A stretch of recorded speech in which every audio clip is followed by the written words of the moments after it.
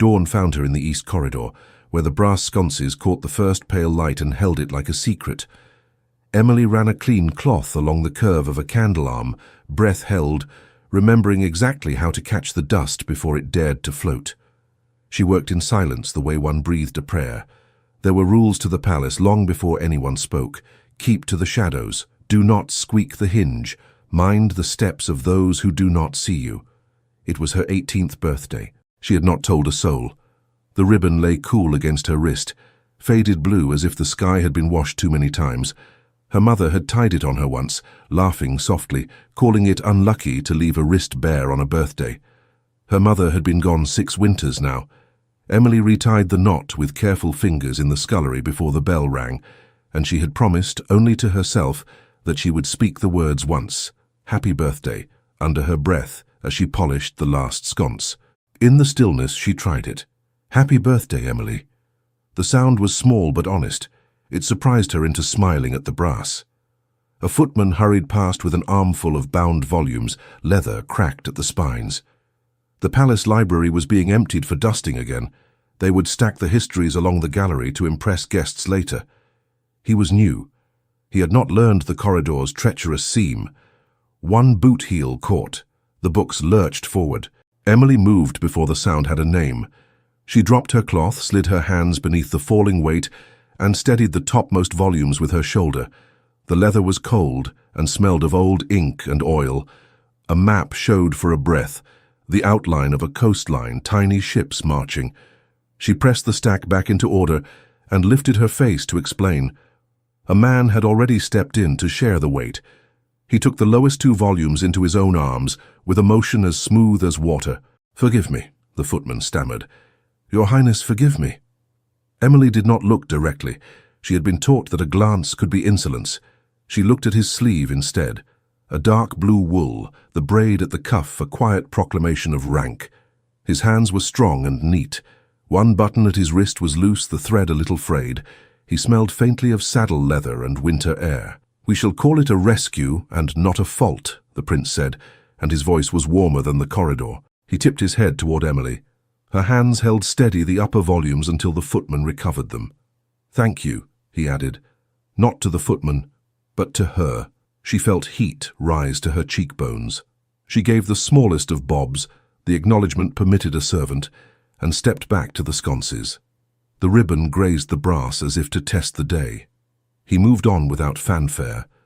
The corridor swallowed him in light. The footman mouthed an apology. She waved away with a glance.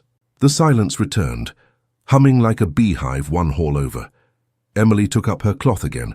She finished the last sconce, then counted the steps to the short stair, turned left into the lesser gallery, and pressed her palm to the wall, the way she always did when she passed the ballroom doors. It was silly, but it steadied her. The doors were shut. They would open tonight with a sweep and a flood of music. She would be in the back corridor, fetching extra glasses, watching the glow spill along the floor like milk. If she stood on the second stair to the musicians' balcony, she would be just high enough to see the turn of dresses, perhaps a blue one, paler than the ribbon, twirling at the edge of her breath. "Do not be foolish," she told herself. "The ladies have jewels that catch the candlelight like knives. The gentlemen have orders on their chests that tell their stories for them. The guests do not look up at balconies. They dance as if the air belongs to them." She returned to her cart, straightened the rows of beeswax candles, and took the long route to the east antechamber, where Mrs. Whitcomb would inspect the morning's work. She liked to avoid the troop of kitchen boys who made sport of everything. She liked, too, the quiet coat racks in the small servants' hall, where coats smelled of wet wool and horse, and where the mistress of linens kept a strict count of every napkin like a general of a small army. Mrs. Whitcomb was already in command in the antechamber, her hair drawn back, her keys resting at her waist with the authority of a scepter. She frowned in a way that meant she had slept little and would allow no nonsense. Emily held out her list. The sconces, the gallery banister, the hinge at the Duchess's door, the small frames on the family corridor. "The brass shines, ma'am. The banister rings without complaint. The hinge is tamed. The frames hang true." Mrs. Whitcomb took the list without looking down. She looked at Emily's face instead, sharp, reading then at the ribbon. A softness passed over her features and was gone as quickly as a cloud across the sun. "You are neat today," she said. "That pleases me." "Thank you, ma'am." "There is a bell on the Duchess's table. It has gone missing from its tray. Find it. It is useless to the Duchess, but useful to me." "Yes, ma'am." "And do not hover near the ballroom tonight," the housekeeper added, as if plucking the thought from Emily's sleeve. "The master of ceremonies is apt to take offence at hovering." "I do not hover, ma'am," Emily said, a little smile escaping before she could cage it. "You walk too quietly," Mrs. Whitcomb said, but her mouth tilted, almost a smile in reply. "Go." Emily went. She liked the errand. It took her past the long windows where the grounds glowed with frost, past the second staircase whose lowest step had a scar that snagged careless skirts, past a niche where a marble nymph pretended not to be cold. The Duchess's rooms were already awake. Ladies' maids flowed in and out with flasks and combs. Emily waited with her back to the wall until there was a gap like the pause between breaths, then slipped inside to the sideboard where the trays were kept. The little bell was there, hiding behind a vase with a chip near the base. Emily lifted it and felt the thin ring of silver against her skin. The Duchess would press it when she wanted tea or a handkerchief or a new rage to replace the old one. Mrs. Whitcomb would use it to call the junior maids and save her voice. They were the same bell in two worlds. She turned to leave and nearly collided with a young maid from the laundry, cheeks apple red from the courtyard. "Oh, Emily," the girl whispered, eyes wide. "You are wanted." "By whom?" "The ladies," the girl said, meaning only one truth. "They are in the linen room. They laughed and said your name. My name."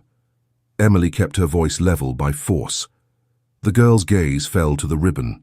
"That is pretty," she said, then immediately looked afraid of having said anything at all. "I only meant, do not be slow." "They do not like slow." Emily nodded once.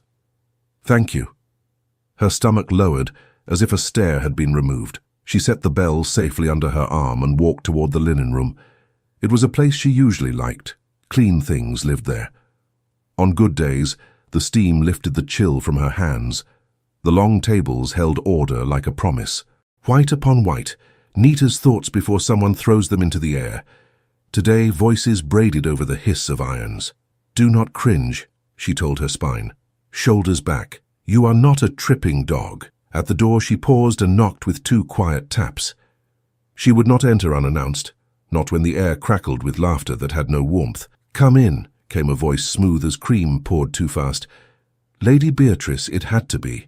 Emily had seen her once across the ballroom, her profile precise as a coin. Now the lady leaned against a table as if against a chaise, gloved hands, rings making statements. 2 other young women stood near, their faces fair and their eyes watchful. Emily curtsied as was proper. "My lady," she said. "My ladies." She kept her eyes low enough not to be accused, high enough not to be called sly. "There you are," Lady Beatrice said. "We require your assistance. It is a morning for trifles, is it not? We will make one." "Yes, my lady, how may I assist?" Beatrice's fingers moved with boredom over a silk sash that lay discarded on the table. It was lovely in a way that ignored her. Pale lavender, embroidered with seed pearls that would feel like rain beneath the skin. This was used to cinch a gown last season. It is now retired. "Will you hold it?" Emily stepped closer and lifted the sash, letting it fall from one hand to the other so it would not snag. The seed pearls were cold. She waited for the rest of the order. The linens needed folding, the gloves needed counting. The Queen's napkin rings were to be polished until they held the sunlight obediently. "Do a turn," Lady Beatrice said, and the words jolted wrong. "Put it on. There at your waist. Yes, do not be cowed. We are practicing for generosity." Emily looked at the other women. One wore a sympathetic mouth, the sort that can absolve any unkindness by pretending it is a joke. The other looked hungry for amusement. They were bored, that was all. She could turn once, it would cost nothing but the air. She placed the sash at her waist and held the ends as if to measure length for cutting. Beatrice clapped her hands lightly. A triumph. A lady's maid may stand very nearly like a lady if one squints. A giggle escaped the hungry one. Her name might have been Frances or Florence. Emily could not remember. Names shrank when they were used for harm. "It is Miss Hartwell, is it not?" Beatrice asked, her voice friendly as frost. "Hartwell, how well?" She lifted a crystal glass from a tray a maid had just set down and held it high, making a mockery of ceremony. "To Miss Hartwell," she said gaily, "to her noble birthday." Emily's fingers tightened on the sash. She felt the ribbon under her sleeve at her wrist, pressing back like a heartbeat. She had not told anyone about the day, but they always found things. They found the smallness that made a person easiest to hurt. "A birthday?" said the other lady, brows lifted. "Is it? Oh, how dear. We must give her a gift. The gift of posture, perhaps. Shoulders back, Miss Hartwell. Chin up. Smile. No, not like that. You smile as if you have teeth. Smile as if you have been well fed with compliments." There was laughter, not loud. That would have been vulgar. This was the polished laughter that slides like oil over stone and leaves no trace except the stain. Emily did not turn. She could have turned once and left, but something in her refused to turn on command for a sport. She kept the sash loose in her hands. They did not like refusal. They were not accustomed to it in rooms where the linens obeyed. "Do curtsy for us," Lady Beatrice murmured, half plea, half dare. "You may practice thanking your betters for the privilege of our notice. That will be useful to you all your life, my dear." Emily's throat tightened.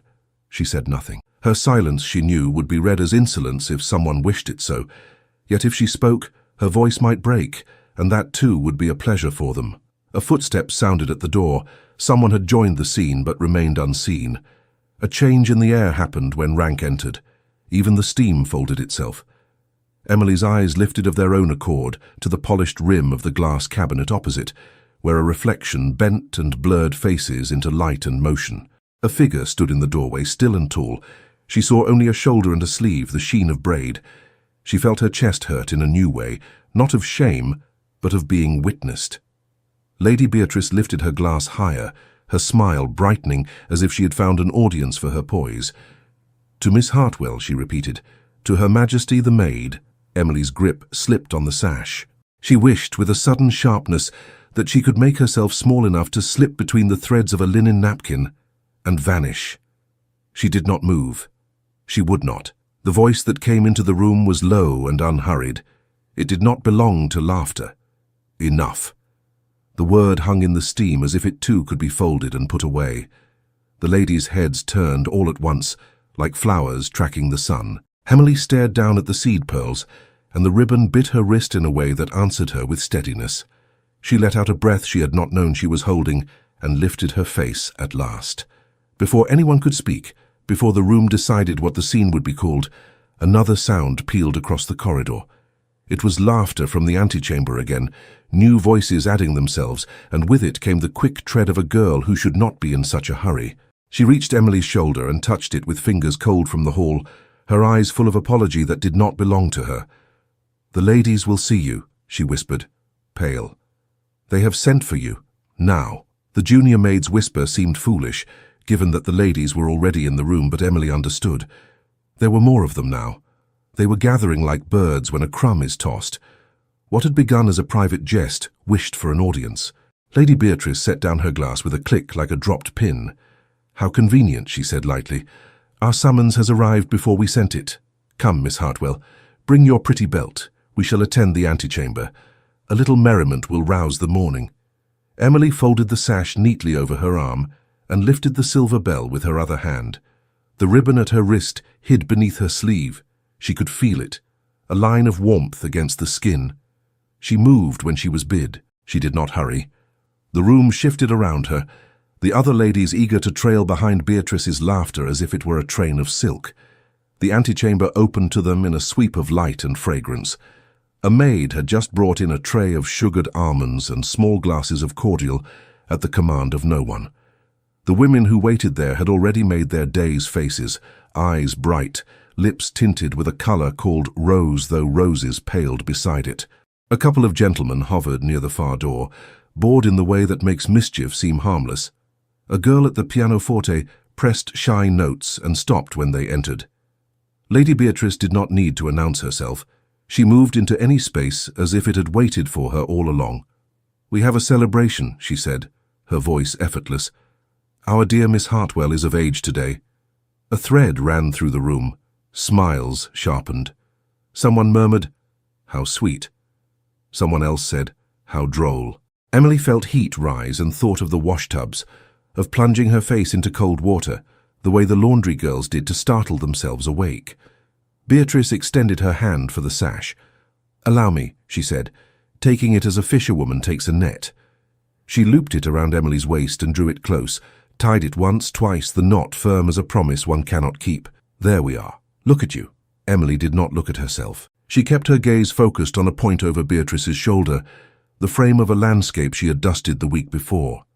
A ship with every sail set, leaving a harbour that looked very unlike any English harbour she had ever seen. Somewhere the air was warmer, somewhere the water shone like hammered metal. A young woman with a plumed bonnet leaned closer to another, speaking behind a hand. "She is too pretty for a maid. It is unwise." "Pretty and proud," the other returned. "See how she refuses to be glad." Emily spoke before she knew she would. "I am not ungrateful," she said, the words careful. "I thank my lady for her notice, but I ought to return to my work. Mrs. Whitcomb expects the Duchess's bell." "Oh, the bell," Beatrice sang, plucking it from Emily's fingers with a dancer's twirl. "How charming. Let us ring for celebration." She raised it and let it chime once, a bright, useless sound. The gentleman glanced over, then smiled in the easy, indulgent way of men who are sure the morning will always favour them. Beatrice tipped her head.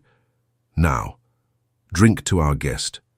She took up a cordial and pressed another into Emily's hand, as if she were the hostess. "To Miss Hartwell." Beatrice's eyes shone with the pleasure of a game. "To Her Majesty, the maid." There was a ripple of laughter. It was not loud, that would have been crass. It was soft and tidy and infinitely worse. Emily looked at the liquid trembling in the tiny glass. She did not raise it. Her hand was steady, her refusal quiet. If she lifted it, she would be making the shape they wanted, the shape of their joke. She could not. Her throat closed around the smallest breath. Her ribs felt laced too tight, as if she wore a corset that did not belong to her. Beatrice's smile widened into something she thought only Emily would see. "Then let me instruct you," she said, the words velvet over iron. "One curtsy, my dear. It is only a courtesy. We ask so little." Emily could not say "I will not." She knew enough of consequence to fear that phrase. Instead, she shifted the bell from one hand to the other, seeking a place to set it down where it would not betray the ring in her pulse. Her ribbon pressed her wrist as if to say, "Breathe." The two gentlemen drifted closer, interest like a scent. One lifted his chin and performed a laugh that might later be described as good-natured. "What a lark," he said. "We shall be telling this at luncheon." A pair of footmen froze in the doorway with a folded screen between them. They did not dare step through. The pianoforte girl looked down at the keys and pressed one very softly, and stopped as if she had broken a rule merely by touching it. From the corridor, steps approached. Emily felt them before she heard them, a weight in the air that reminded her of the moment before a storm when the room holds its breath. She had known he was nearby. His voice still lingered in the linen room, one word suspended. Enough. She had hoped he had gone on and would not see what was happening. Hope is sometimes another word for pretending. He stood at the threshold, not announced and not apologizing for it. Prince Alexander wore mourning clothes that looked simple and were not. The braid at his cuff had been mended since the passage, the button held fast now, the thread a neat matching blue. He took in the room, and the room measured itself against his gaze. Lady Beatrice turned as if surprised to find him there. "Your Highness," she said, in a tone that placed him elegantly inside her scene. "We are amusing ourselves in charity. It is Miss Hartwell's birthday. One must mark the day for those who are not otherwise marked." Emily wished she could swallow the heat rising in her. She wished she could be stone and not flame. She lowered her gaze in the trained way. "Do not draw a line between yourself and a prince," Mrs. Whitcomb had once warned. "The line will be used to trip you." Emily stared at the polished toe of a gentleman's boot across the room and tried to be small. Something changed in the prince's face, no more than the shift when a candle flame steadies.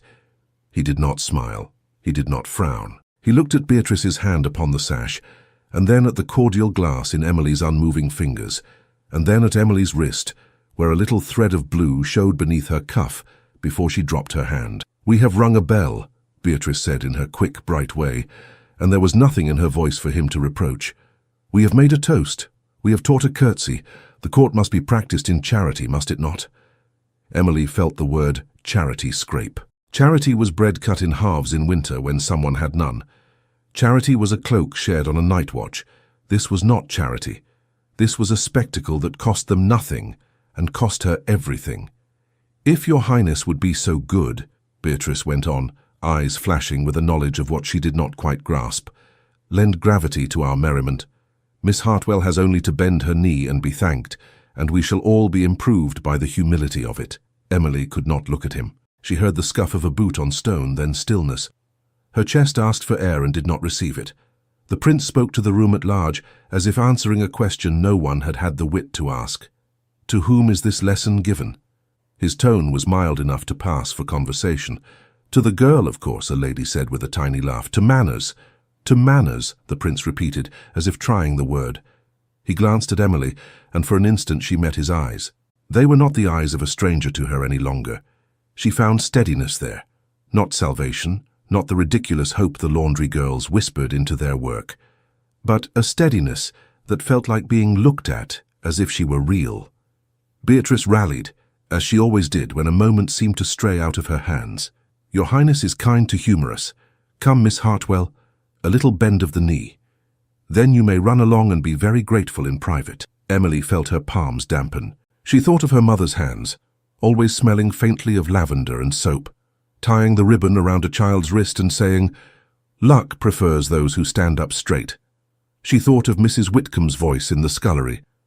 "Do not let them name your day. You name it." She did not move. The gentlemen shifted, their amusement souring into discomfort. The pianoforte girl pressed 2 notes together and stopped. The footman's arms trembled with the weight of the folded screen. The air was the moment of a drawn breath that cannot be exhaled. Beatrice's smile went thin. "Very well," she said softly, only for Emily and the prince to hear. "We will learn stubbornness instead." She reached out and, with careless fingers that were careful, plucked the ribbon from beneath Emily's cuff. The world narrowed to the touch on her wrist. Emily's breath went cold. "Not the ribbon," she meant to say. "Please." She could not form the word. Her skin felt bare as if someone had taken a layer of her and held it up to the light for mocking. Beatrice held the ribbon aloft between 2 fingers, the way one handles a fragile thing one does not truly value. "Ah," she said, "blue. How poetic. A keepsake. From whom? A sweetheart in the scullery. A stable boy with chapped hands. Or..." She let her eyes cut toward the prince with a gleam that made Emily want to find the sea in the painting and walk into it. "Shall we pretend it is a royal favour, and thus make a fairy tale of the morning?" A faint murmur rustled the room like silk turned over. The gentlemen looked briefly away, as if the game had slid into a place they could not comfortably occupy in daylight. The girl at the pianoforte sat perfectly still, hands in her lap, as if any sound from her would be a betrayal. Emily found her voice at last, though it came out softer than she wanted. "My lady," she said, "that is mine." Beatrice tilted her head, amused, and tied the ribbon for herself around her wrist, an imitation, a theft, a play. She patted it with satisfaction. "There. It suits me too." Something eased in Emily's chest. Not relief, not surrender, not anything sensible. Only a small click of knowledge, like a lock knowing a key does not fit. She straightened. Her hands no longer shook. She did not plead. The prince's gaze did not leave Beatrice's borrowed ribbon, the line of his jaw altered by a hair. He said nothing. The silence made his presence larger. One of the ladies, the one with the rose mouth, attempted to smooth it. "Beatrice, darling, do not take her trinket. Give the child her poor thread. We are not ogres." "Oh, very well," Beatrice said, tasting the words as if they were sour. She undid the knot with a flick and let the ribbon fall. It drifted toward the floor, and Emily bent, catching it before it touched the ground. She did not hide it. She looped it twice around her wrist and tied it with a sailor's knot she had learned from the scullery boy, who was kind to mice. The knot would not slip. She pressed it once, a promise sealed with her own hands. Beatrice's eyes cooled. She lifted the cordial again. "To Her Majesty the maid," she said, brighter than before, as if brightness were force. "Drink, Miss Hartwell. Then we may all be at peace." Emily lifted her chin a fraction. "Forgive me, my lady," she said. I must return the Duchess's bell. The lady with the rose mouth made a small sound, half choke, half laugh. Beatrice's gloved hand whitened at the knuckles around the glass. Her smile remained fixed. Her eyes did not. The prince shifted his weight, and the floorboards beneath him gave the faintest protest. He was not a statue. He was a man deciding what his position demanded of him and what his conscience allowed. Emily could feel the thought move through him like a horse testing a bit before a leap. Beatrice's lashes lowered. "If you will not be sweet," she murmured, "be silent." She took one step closer, so close that Emily felt the musk of her perfume. "Curtsy," she said in a voice that would not carry beyond their small circle. "A little one. Do it and this is done." Emily heard Mrs. Whitcomb's key ring clink in some corridor of memory. "Stand upright, child. You decide what today shall be called." She did not bend. The cordial trembled in Beatrice's hand. A drop leapt and stained the sash at Emily's waist, a pink wound in the pale lavender. The room saw it. The room tasted the edge of something new. Defiance. "Enough," said the prince, not to the room this time, but to Beatrice, to the game, to the old habit of cruelty practiced as wit. He did not raise his voice. He did not need to. Beatrice turned, ice frosting her poise. "Your Highness," she began, ready with 100 explanations that would sound like charm. He stepped forward, and everyone froze. No one spoke for a heartbeat. Then the room rustled back into itself, as if embarrassed to have been caught without its manners. Protocol arrived like a butler with a tray. Beatrice's smile reset. She turned the cordial into a prop for apology. "Forgive me, Your Highness. A harmless diversion misstepped. We intended only to cheer the morning in a house busy with cares." "Of course," murmured one gentleman, eager to smooth and be done. "Your diversion included taking what was not yours," the prince said quietly. His gaze did not wander. "Return the sash to its place. Allow Miss Hartwell to resume her duties." Beatrice inclined her head with a grace that looked like magnanimity from a distance, but in the space between them, Emily saw the flicker of something colder. She untied the sash, her fingers precise and impatient, and let it slide away from Emily's waist. "There you are," she said, and if the words had been a needle, they would have pricked. To Emily, she added in a pitch meant only for one servant's ear, "Next time, learn when to be obliging."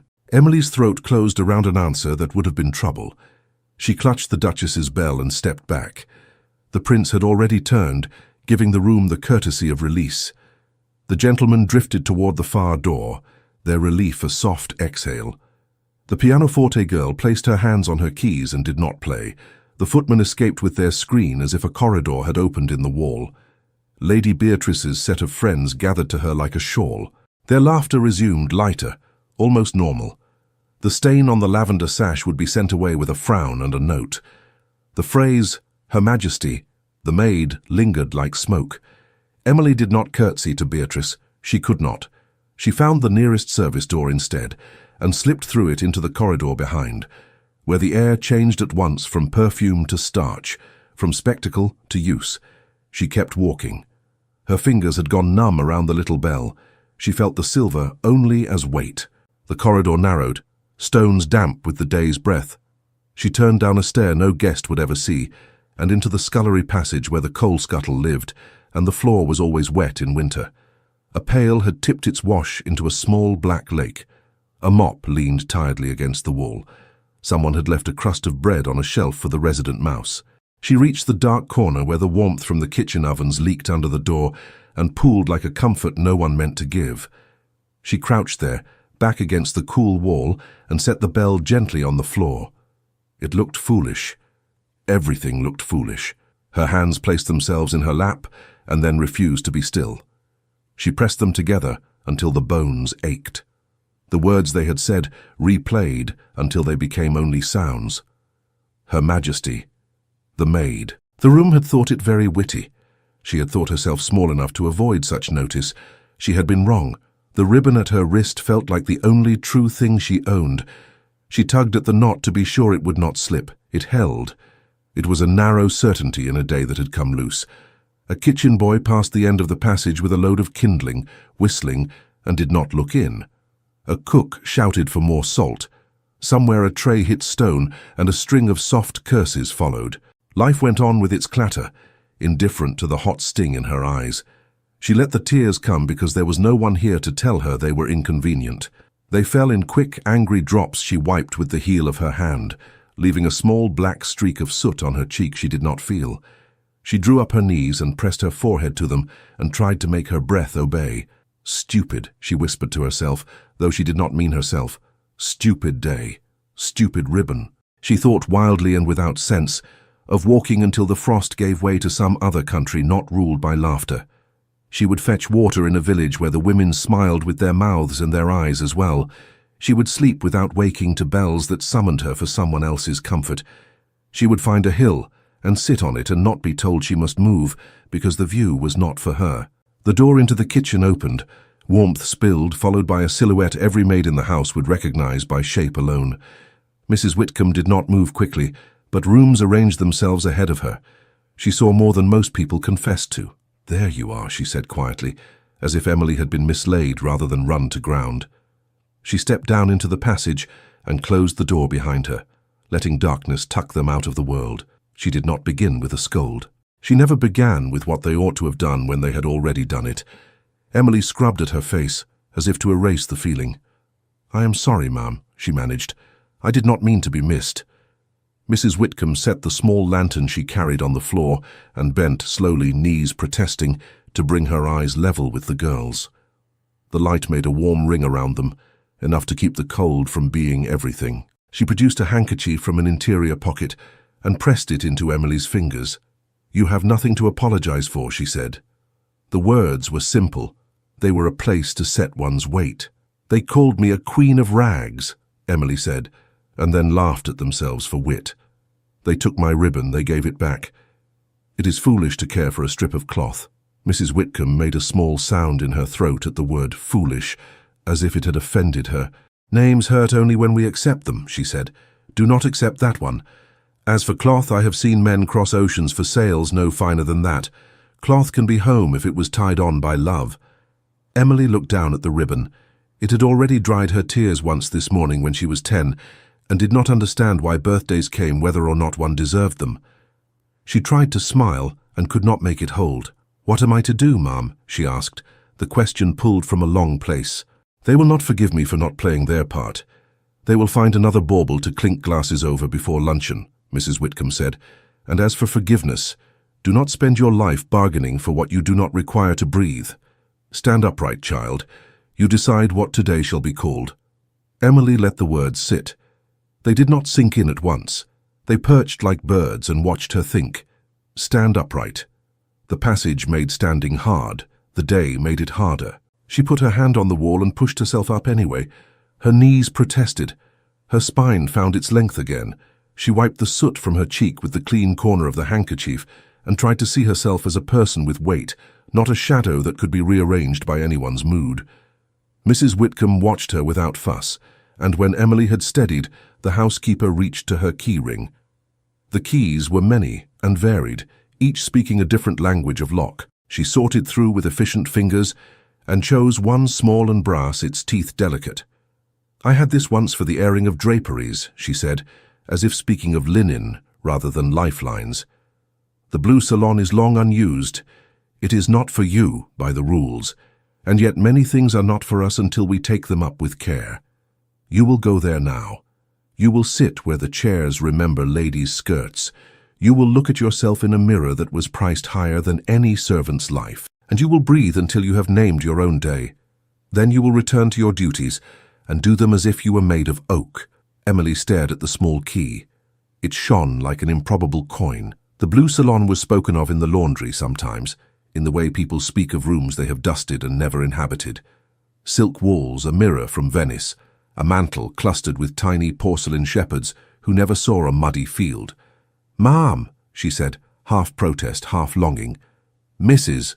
Whitcomb's mouth made the shape of a smile without warming completely. "I am old enough to break a rule when it should be broken. If anyone queries, I will say I sent you for dust covers. I will stand between you and whatever needs standing between. You have 10 minutes to be a person without a task." Emily took the key. It was warmer than she expected, as if it knew hands. Her fingers closed around it, and something inside her steadied by a measure. "Thank you," she said. The words felt too small for the gift. "Do not thank me," Mrs. Whitcomb said. "Use it, and when you have had your breath, bring me the Duchess's bell. I require it to rule a minor kingdom." Emily glanced at the bell at her feet, absurdly grateful for the command.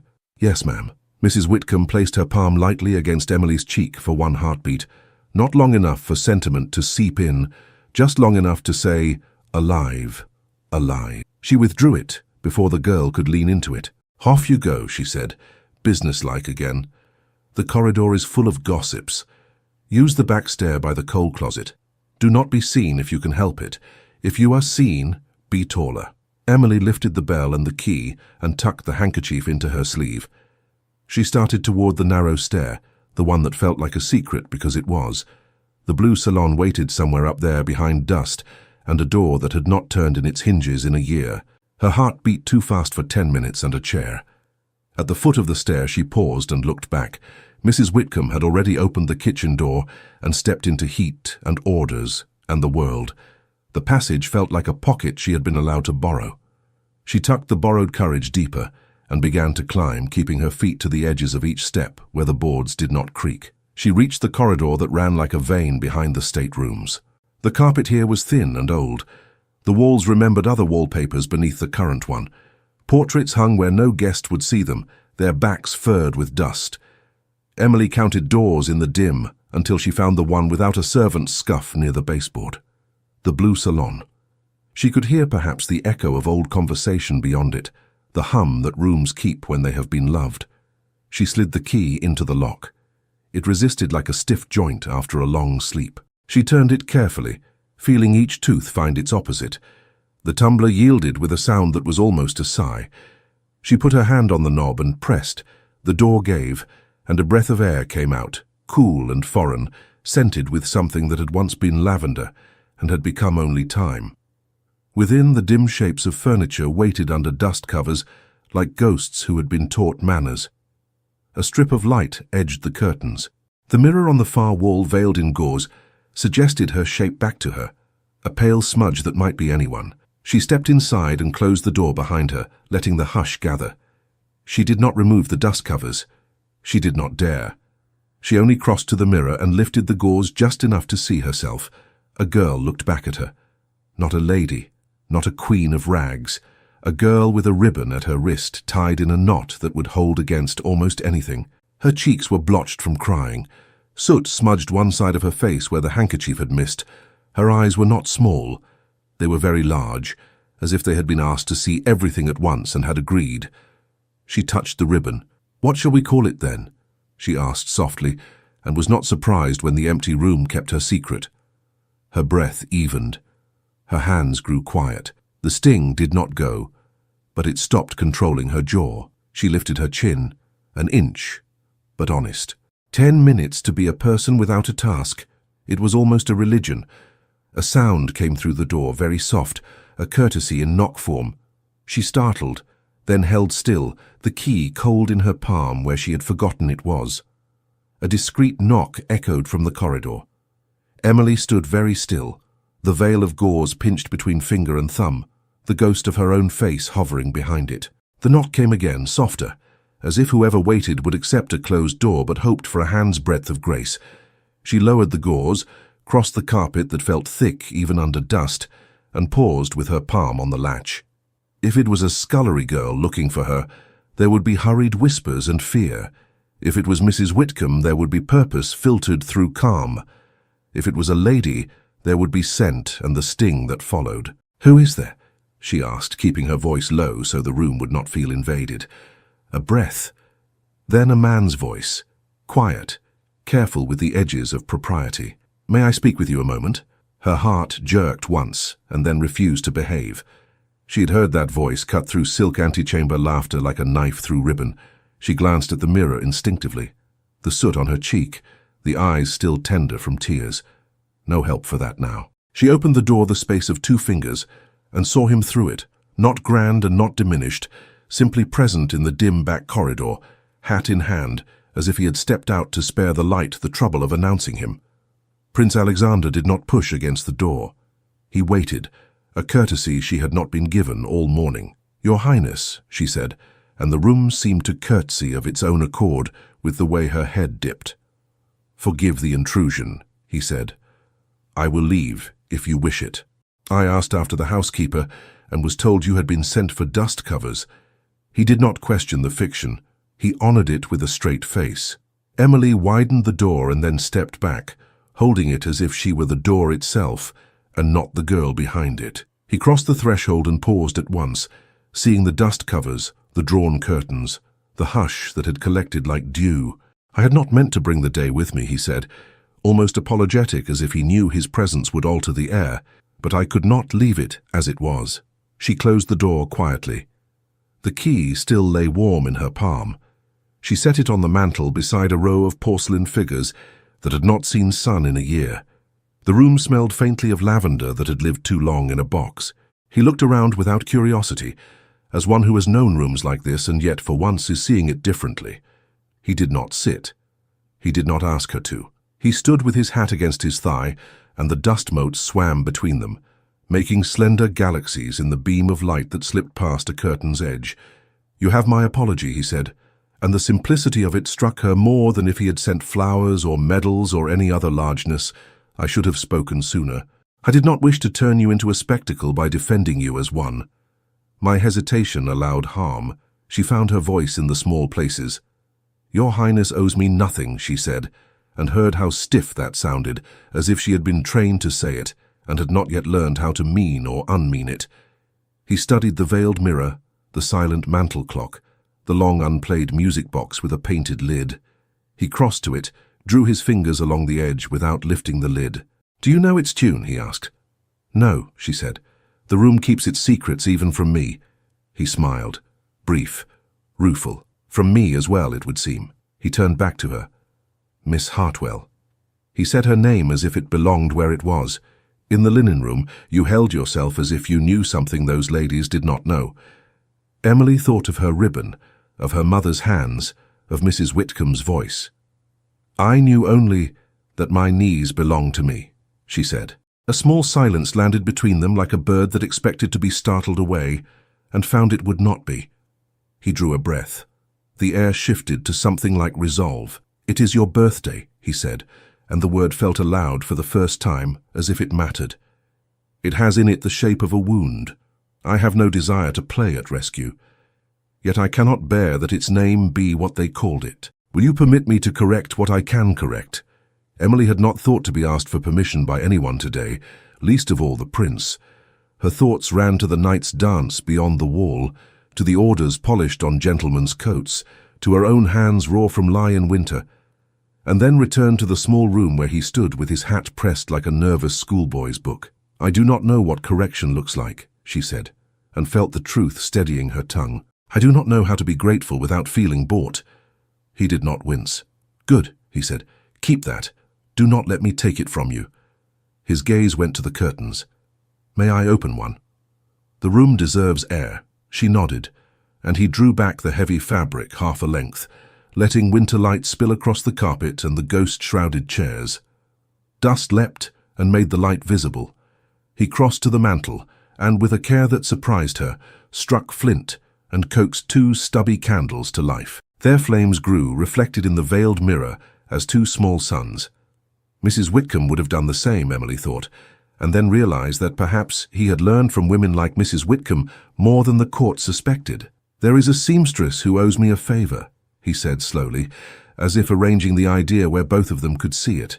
"A quiet woman who can be trusted to hold her tongue, even if it costs her something. I can ask her to bring a dress that has been made and unmade by the whims of those who do not cherish what they own.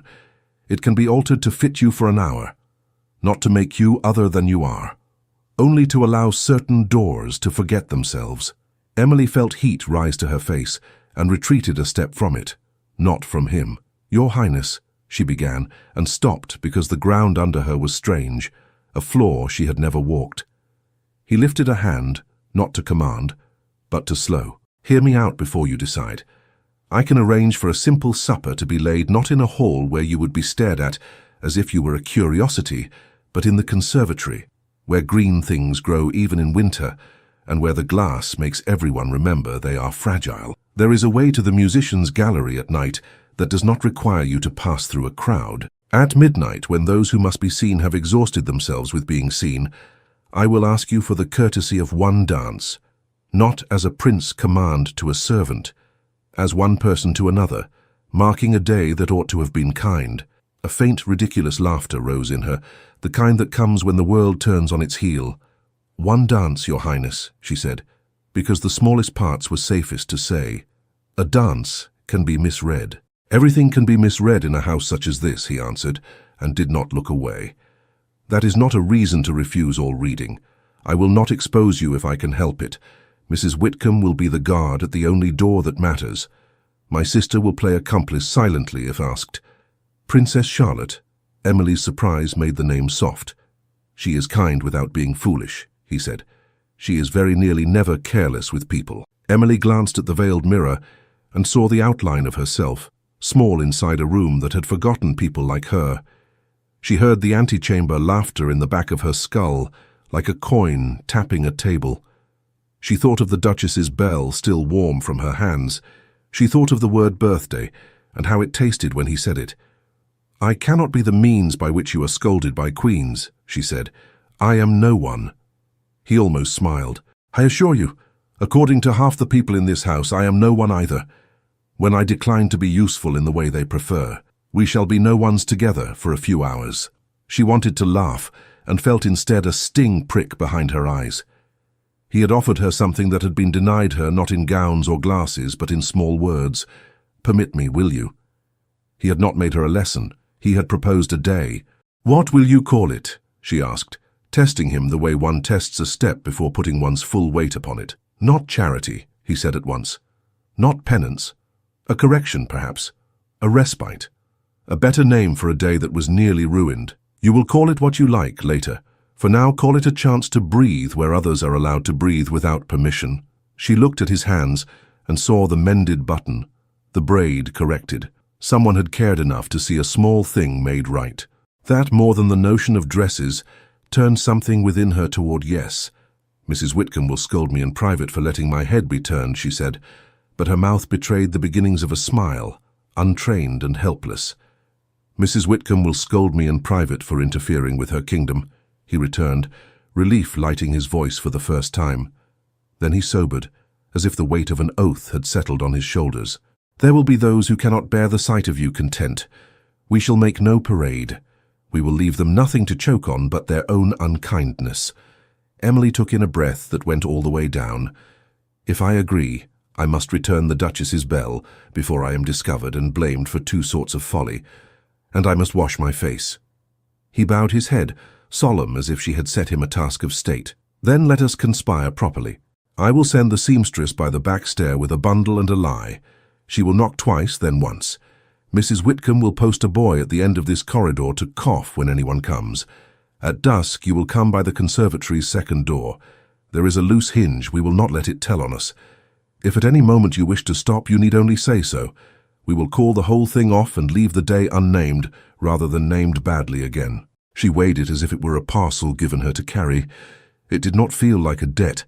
It felt like being invited to stand in her own shape for a few hours without being laughed out of it. "Yes," she said, and the word was small, but it belonged to her. "Yes, Your Highness, I accept, on the understanding that nothing will make me a lesson. If anyone is to learn, let it be without me as their text." His mouth quirked.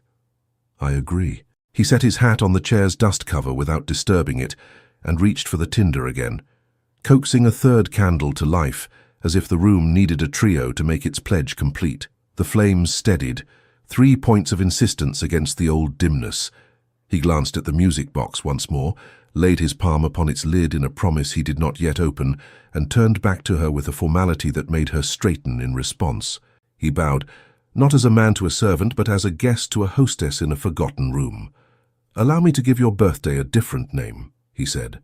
"One day, as a guest." The conspiracy began as quietly as a kettle set on to simmer. Emily returned the Duchess's bell to Mrs. Whitcomb, and received only a nod and a brisk instruction to wash her face before she frightened the kitchen boys.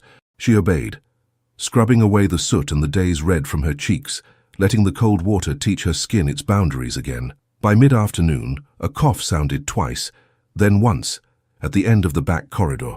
Emily opened the blue salon door to find a woman in a plain cloak with a neat basket and a gaze that could sew a straight line through chaos. "You are Miss Hartwell," she said without prelude, stepping inside as if she had always entered forgotten rooms. "I am Mrs. Pike. His Highness requests my discretion.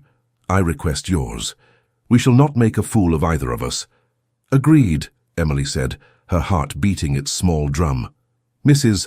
Pike set her basket on the dust-shrouded chair and began producing objects with magicianly economy. A bodice of pale blue silk with seams ripped and resewn a dozen times, a skirt of the same with its hem unpicked where fashion had changed by an inch, a pair of white gloves that had been worn exactly once, and a ribbon of narrow satin to tame hair that refused to be a lady's. "This belonged to a princess who has had her fill of being looked at," Mrs. Pike said, not unkindly. "It will live better if it sees kindness for an evening. Arms up, please." It should not have been possible, but the silk learned Emily's shape as if it had been waiting. Mrs. Pike's fingers flew, pinning, tucking, threading needle through seam with speed and quiet competence. She muttered little opinions under her breath. "Good shoulders. We will soften the line here. Breathe. No, truly breathe. I can spare you air." Mrs. Whitcomb slipped in once, checked the corridor with a general's calm, and stationed the cough boy farther out. The bodice settled, the skirt fell with a whisper that made the room remember its old life. Mrs. Pike stepped back and narrowed her eyes. "Shoes," she said, frowning. "Your feet. Sturdy," Emily said, suddenly shy. "I have two. We will not force them into a stranger's idea of size." Mrs. Pike vanished and returned with soft slippers dyed pale as the gown, likely robbed from a costume trunk and coaxed to be dignified. They fit as if the day had planned it. "Hair," Mrs. Pike announced. Emily's hair had never been told to be anything but clean and out of the way. Mrs. Pike coaxed it into a low knot, allowed a few curls to escape like truth, and slid in a single small pearl pin that looked like a drop of old moon. The gloves softened her hands without erasing them. "And this," Emily said, drawing out her own ribbon, its blue more faded than the silk. She hesitated, searching for a place where it would belong in a world that would not mock it. Mrs. Pike did not blink. "Around the waist, inside, like a secret spine," she said. She lifted the bodice hem and stitched two tiny loops where the ribbon could lie unseen, against Emily's own skin. "Tie it where it will hold you, not be seen by others." Emily tied the knot one-handed, felt the ribbon press like a vow, and let out a breath that changed the shape of the room. Mrs. Pike watched her face and softened at the corners of her mouth. "There you are," she said. "You look like yourself, only listen to." Before dusk, a narrow knock sounded and then ceased. Emily opened the door to find a small parcel left on the threshold, a sprig of late rosemary bound with twine, its scent sharp as the sea, and a card with 5 words in a careful hand. At dusk, the second door. Mrs. Whitcomb appeared as if the card had summoned her. She took in the sight of Emily dressed, and for 1 second her eyes made an old woman's prayer. Then she barked orders. "Go. Walk as if your feet belong everywhere. Mind the loose hinge. If anyone stops you, say you are bound for the conservatory to turn the pots. If they say pots do not go out at night, say Mrs. Whitcomb does not ask their leave." Emily laughed, and the laugh belonged to her. She lifted her skirts very slightly, so as not to step on herself, and slipped into the corridor with Mrs. Whitcomb's shadow a step behind. The palace shifted character after sunset. The formal light of day became a domestic hush. Firelight curled around corners and looked shy. The second door of the conservatory stood where gardeners came and went, its latch gossiping about age and neglect. Emily eased it open with 2 fingers and slipped inside. The smell of earth and green growing things reached her, like news that had not been ruined by mouths. Lanterns had been hung low among the fig trees and orange tubs, giving the glass house a soft constellation of its own. A table had been set, as if forming a sentence meant only for 2 people. White cloth, plain plates, a bowl of sugared apricots busy being beautiful without anyone's attention. A small covered dish let steam ghost from beneath its lid. A bottle of something that caught the lamplight waited. uncertain of its role. Prince Alexander was already there, sleeves irreproachably clean, attention entirely hers, without making a display of it. He bowed with a familiarity that did not presume. "Miss Hartwell," he said, and the name fit the room.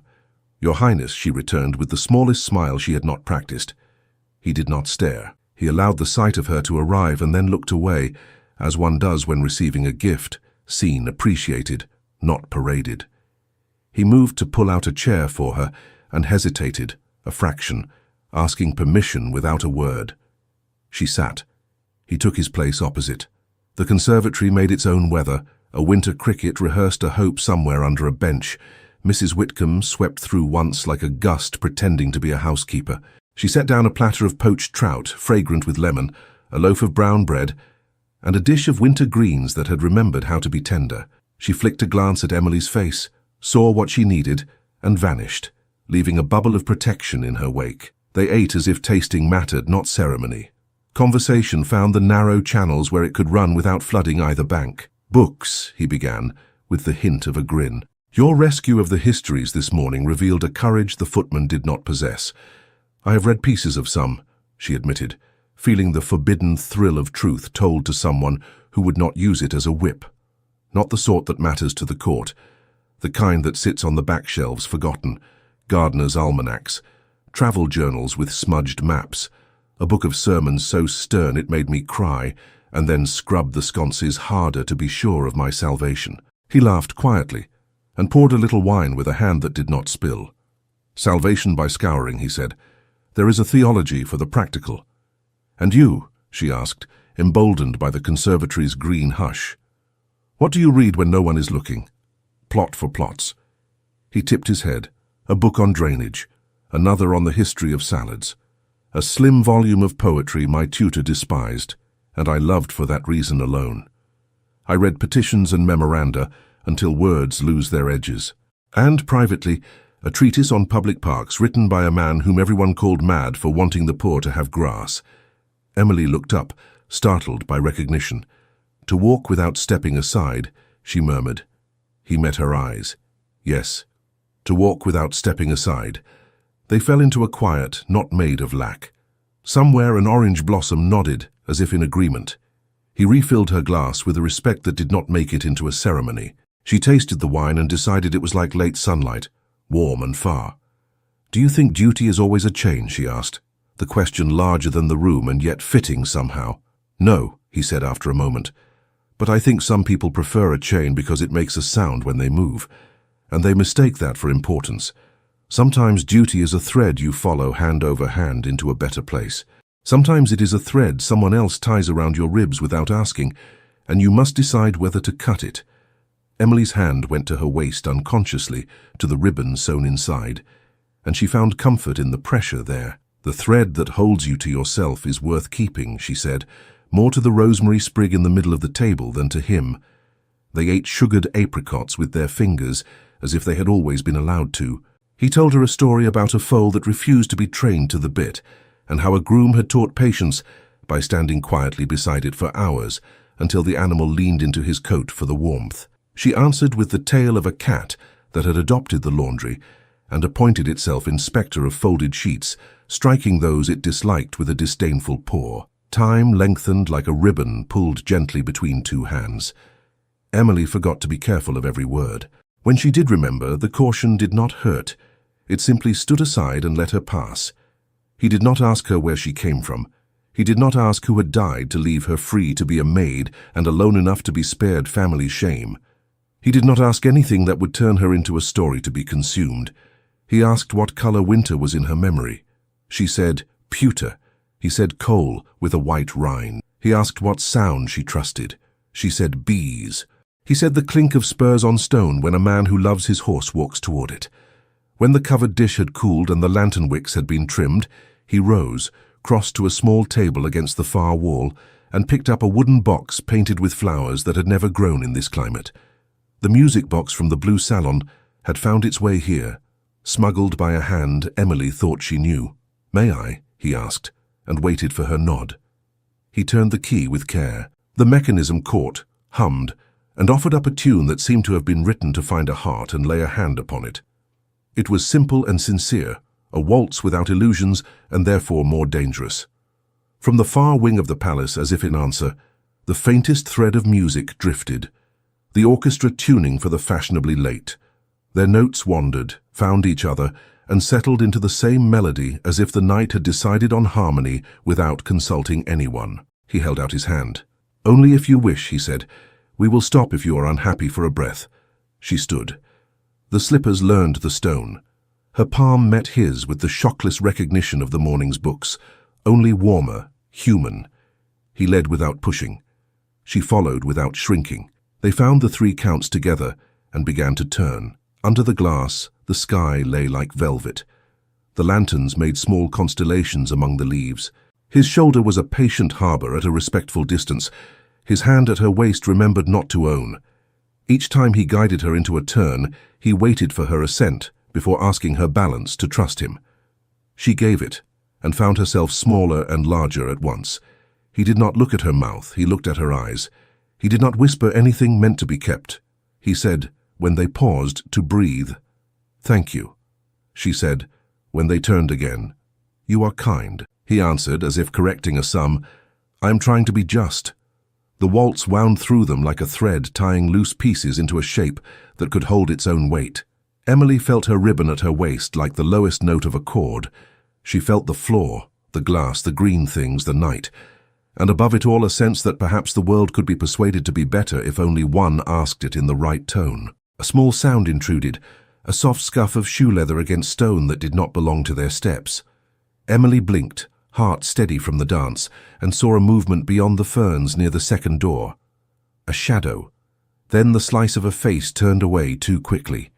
The silhouette paused against the glass, the shape of a hat brim, the edge of a shoulder. They both stopped at once, the music box whirring into its last measures as if trying to cover them. Emily's skin prickled cold.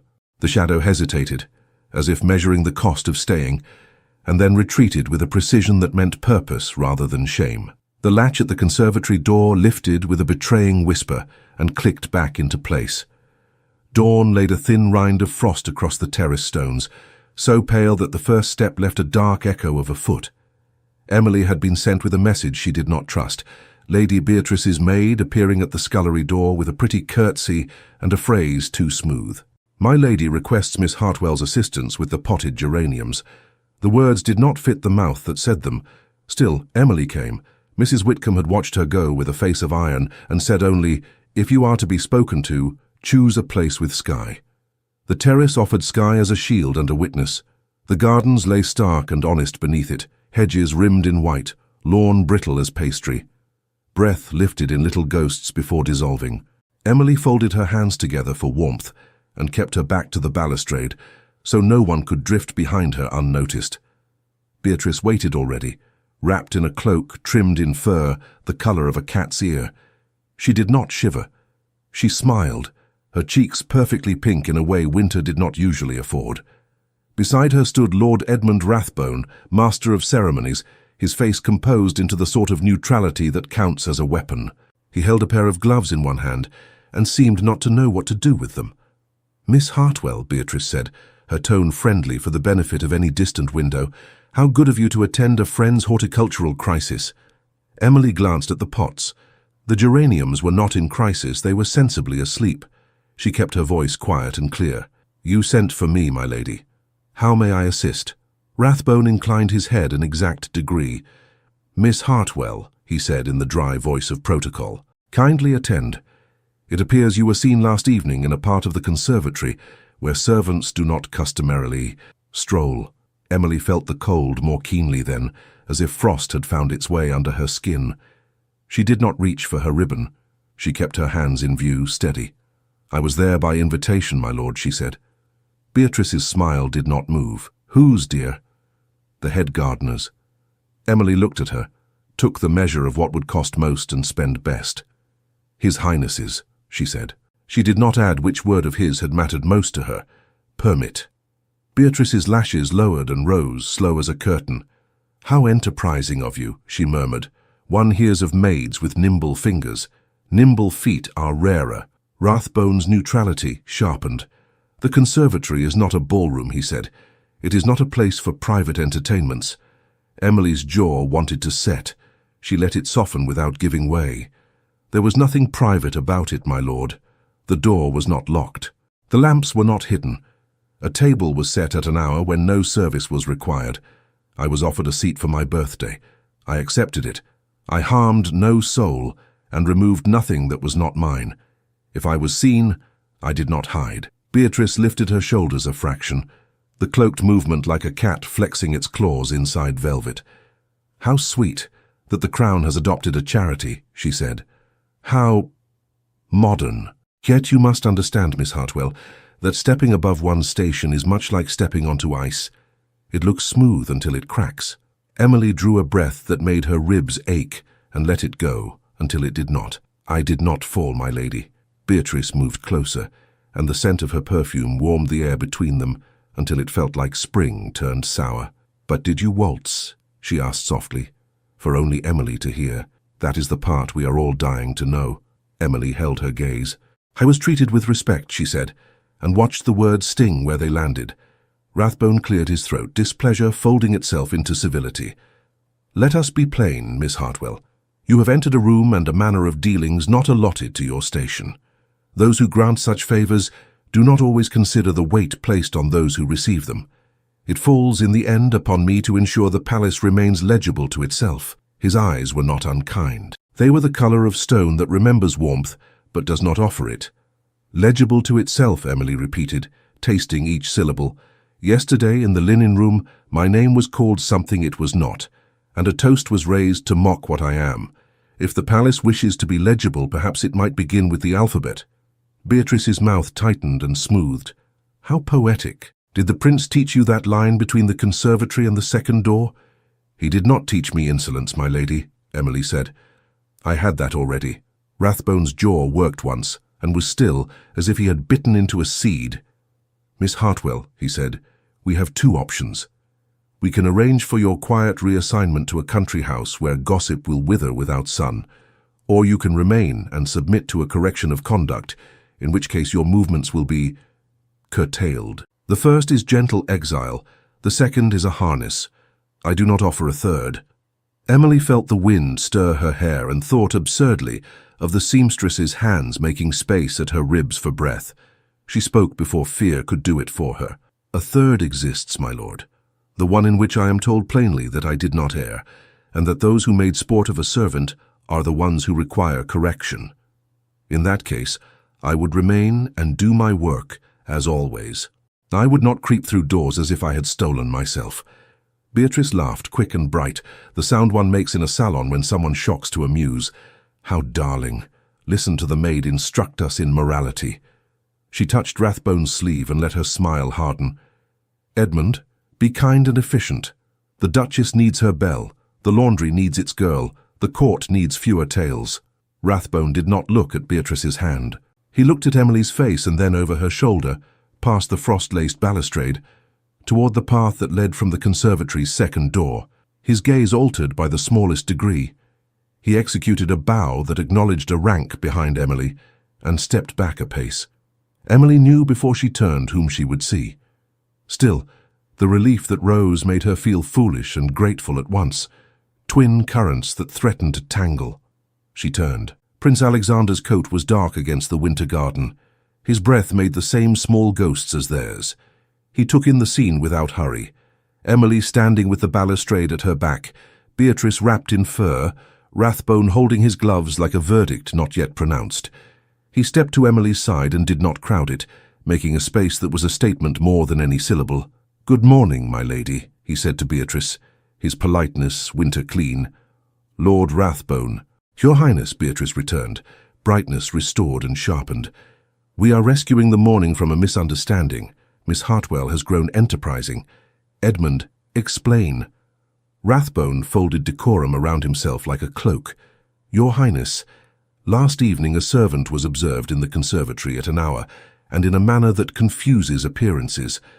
I am compelled to prevent confusion before it flowers into scandal." Alexander's brows lifted the width of a hair. "Appearances," he said, as if turning over a small coin to see if it bore the right stamp. "It was my invitation that placed her there. If there is confusion, Allow me to collect it. Miss Hartwell has done nothing for which she must be punished." Beatrice's breath misted in a pretty plume. "Your Highness is goodness itself," she said. "Nobility can sometimes be naive. The world does not read as charitably as you wish it to. A woman's reputation is fragile. A prince's less so. One wonders if Miss Hartwell has considered which pane of glass will crack first." Emily's head turned of its own accord. "My reputation was made fragile yesterday by your hand, my lady, in a room with witnesses. I did not see you worry for panes of glass then." Beatrice's smile vanished cleanly, the way a lamp is snuffed. For an instant, Emily saw the woman beneath the performance, tired of bending herself into a shape men would admire, furious that another girl might be admired for standing. Then the mask returned. "How unwise to speak so," she said, an arrogance learned quickly. Alexander's voice stayed level, and that made it more dangerous. "We will not pretend that cruelty is wit," he said. "We will not allow a servant's dignity to be the coin with which boredom is paid. If His Majesty's house cannot bear to see kindness without collapsing into scandal, then perhaps the house requires repair." Rathbone's gloves tightened in his hand. "Your Highness, with respect, it is not for me to tell you your duty. It is for me to warn you of the weather. There is talk already. Servants talk because they are human. Courtiers talk because they are idle. In such weather, even truth takes on the look of indiscretion." "Then tell them the truth," Alexander said. "Tell them I asked a girl I had watched be mocked to sit as a guest on her birthday and eat my bread in peace." Beatrice laughed, brittle. "Your bread, Your Highness? How biblical.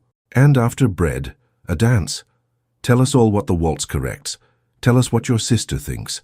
Tell us what the Queen will say when she learns you spent your evening playing host below your station." He did not look away. "I will tell the Queen myself." Silence reached out and touched each of them. Even the frost seemed to pause in its slow surrender to the day. Rathbone's expression altered by a line, almost a wince, as if he had wished to avoid this turn, and now saw there was no avoiding it. He looked at Emily again, as if to take a final measure of whether she understood that storms do not ask whom they drench. Emily lifted her chin. "If blame is to be apportioned," she said evenly, "let it be done in a room where all may speak plain. I will not be whispered out of my own name." Rathbone inclined his head a fraction, respect payable only in small coin. "Your courage does you honor, Miss Hartwell. It may yet cost you." Alexander answered before she could. "It will cost me first." Beatrice's brows rose in pretty concern that did not reach her eyes. Such gallantry! How it will read in the papers. The nation adores a prince who plays shepherd, until it does not. Rathbone slid the gloves into his pocket, as if his hands had work to do after all.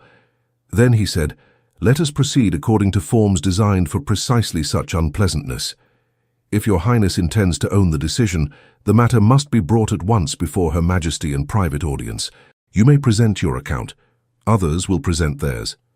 We will take from this terrace to a room where warmth does not soften anyone's spine." Alexander nodded. "Arrange it." As if conjured by the command, a footman appeared at the far end of the terrace, pink from the cold and the effort of not running in a place where people are not meant to run. He held a folded paper sealed with the crimson wax that changed the temperature of any room it entered. He slowed as he approached and bowed as much to the seal as to the prince. "By command," he said, breath fogging, "you are all to attend." The summons on the terrace did not lead them straight into judgment. The palace preferred its storms to gather first, that thunder might be sure of an audience. By the time Emily reached the back corridor, the air had already changed. Servants carried words the way others carried coal. The words left smuts.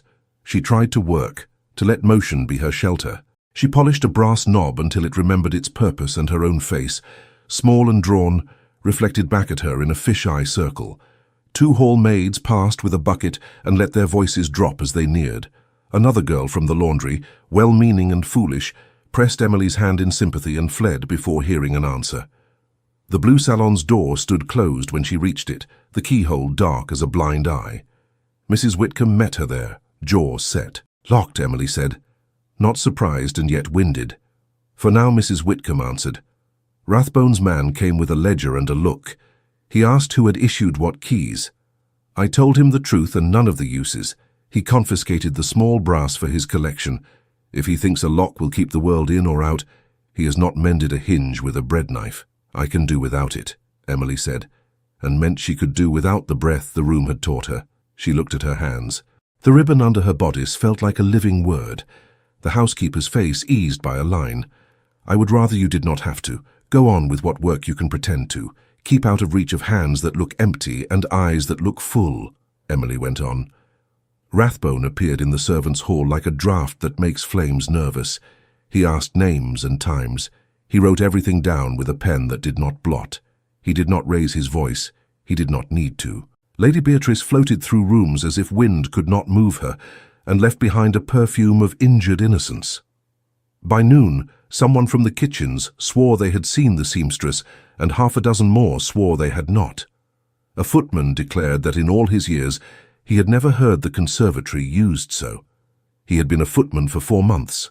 A coachman said he had seen a shadow at the glass. This was neither lie nor revelation. Emily left the clatter of talk for the narrow cloister by the chapel gate, where the stones remembered old prayers, and the winter light came through as if tired. She sat on a bench that bit cold through her skirt and let her lungs count. She could go. She could ask Mrs. Whitcomb to write to a cousin who kept house for a widower in Dorset. She could be on the carrier's cart before dawn tomorrow. She could vanish into good work and honest loneliness and leave princes to their own thorns. The thought turned and showed its other face.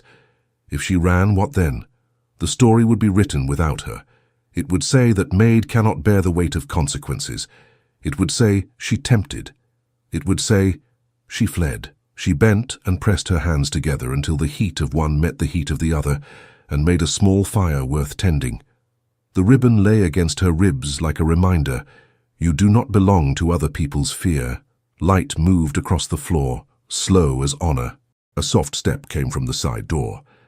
Emily looked up and found Princess Charlotte at the latch alone, her face unpainted, her hair pinned back with the functionality of intelligence. "May I sit?" the princess asked, as if the bench might deny her.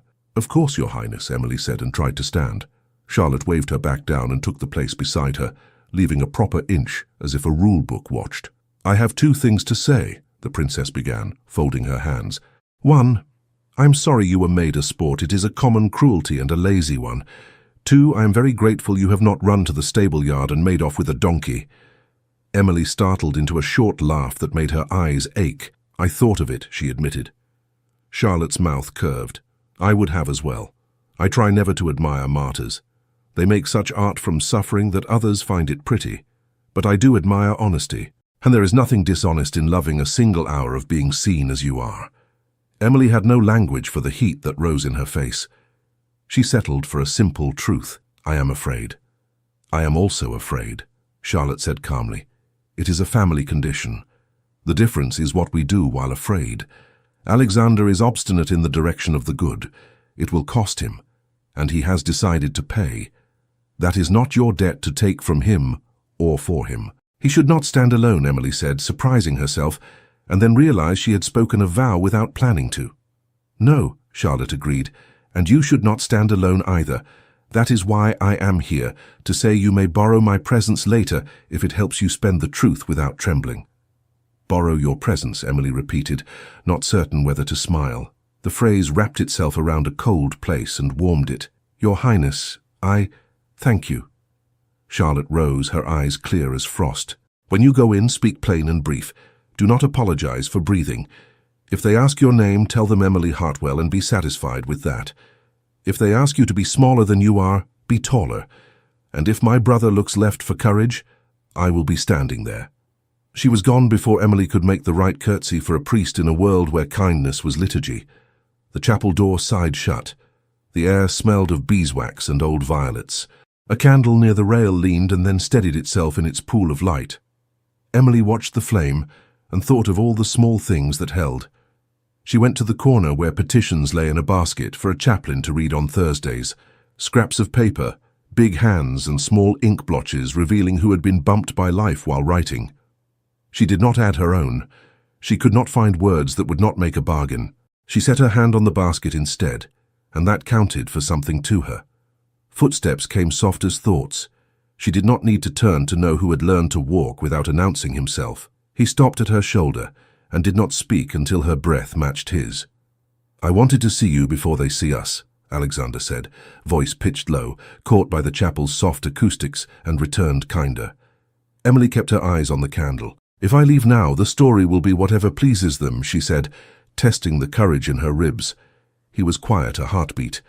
Then he said, as if answering a different question, "I am sorry that a day can be so easily shattered, and I am grateful you let me lay a cloth over some of the pieces and call it a meal." She turned her head. The wryness of his mouth made her want to trust him again. "One waltz is a small plaster," she said. "It holds more than some walls," he returned. He looked toward the door. "Rathbone will want the hour to be swift and managed. Beatrice will try to wear her injury as a veil. My mother will not forgive the size of my inconsideration.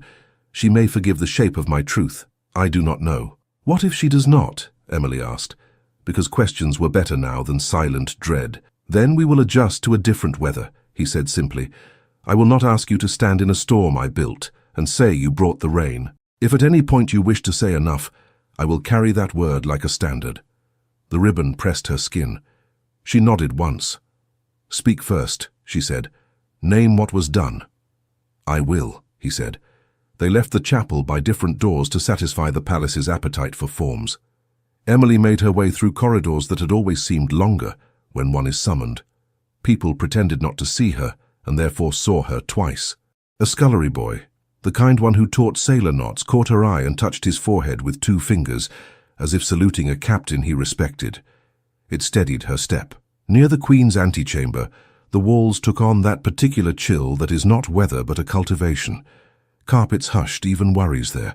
A lady-in-waiting Emily did not know by name looked her over as one looks over a horse to be sure it will not kick. Princess Charlotte stood at the end of the corridor in a plain gown, hands folded, gaze forward. When Emily approached, Charlotte did not quite smile, but her eyelids lowered a degree that said, "Ready." Mrs. Whitcomb appeared like a summons Emily preferred. She adjusted an imaginary crease at Emily's sleeve, then let her knuckles brush the girl's wrist where ribbon met skin under the bodice. Her voice was so low it did not have to be whispered. "What you are does not rattle off like ash," she said. "Remember that." "Thank you," Emily managed. Rathbone emerged from an inner door with his face arranged into the neutrality of a man who will set down an axe without admitting he wants to use it. He held a paper with names that mattered or pretended to. He called them with due dignity: Lord Edmund Rathbone, Lady Beatrice Ashdown, Her Royal Highness Princess Charlotte, Miss Emily Hartwell. Emily stepped when her name was said, and did not shrink. Alexander joined them from the opposite corridor. He did not look at her, and therefore saw her most. A last servant scuttled by with a cloth over a bowl, announced only by the smell of lemons. The antechamber's great clock made the kind of sound one only hears when frightened. It was 5 minutes to a named hour. A young equerry approached with a wooden face and the instinct to soften it for a girl who could use a softer world. A formal summons in his hand, he bowed to the collection of ranks and to the one without. "Her Majesty will hear you now," he said. Together. The corridor to the private antechamber narrowed into a vestibule where even sound behaved. A lamp burned with the humility of a servant.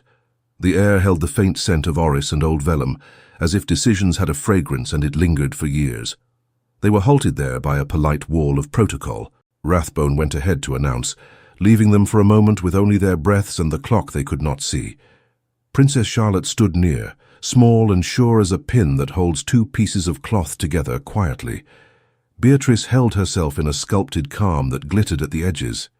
Emily stood between worlds, her hands steady at her sides, the ribbon under her bodice pressing a line of courage. Alexander took 1 step closer, into the private space carved from ceremony by necessity. He did not reach for her. He did not need to. His voice found her ear without filling the room. "It began as justice," he said, "and that is a cold word for a day one calls a birthday." He looked as if he had slept badly and decided against caring. "I ask you now for permission to say something that will be difficult to unsay." She turned her face slightly toward him. "Say it," she said, and to her surprise, her voice did not betray her. "I cannot disown what last night taught me," he went on, one hand opening, then closing as if he had tied himself to sincerity to keep from floating away. I wanted to put a cloth over the broken place and let you eat in peace.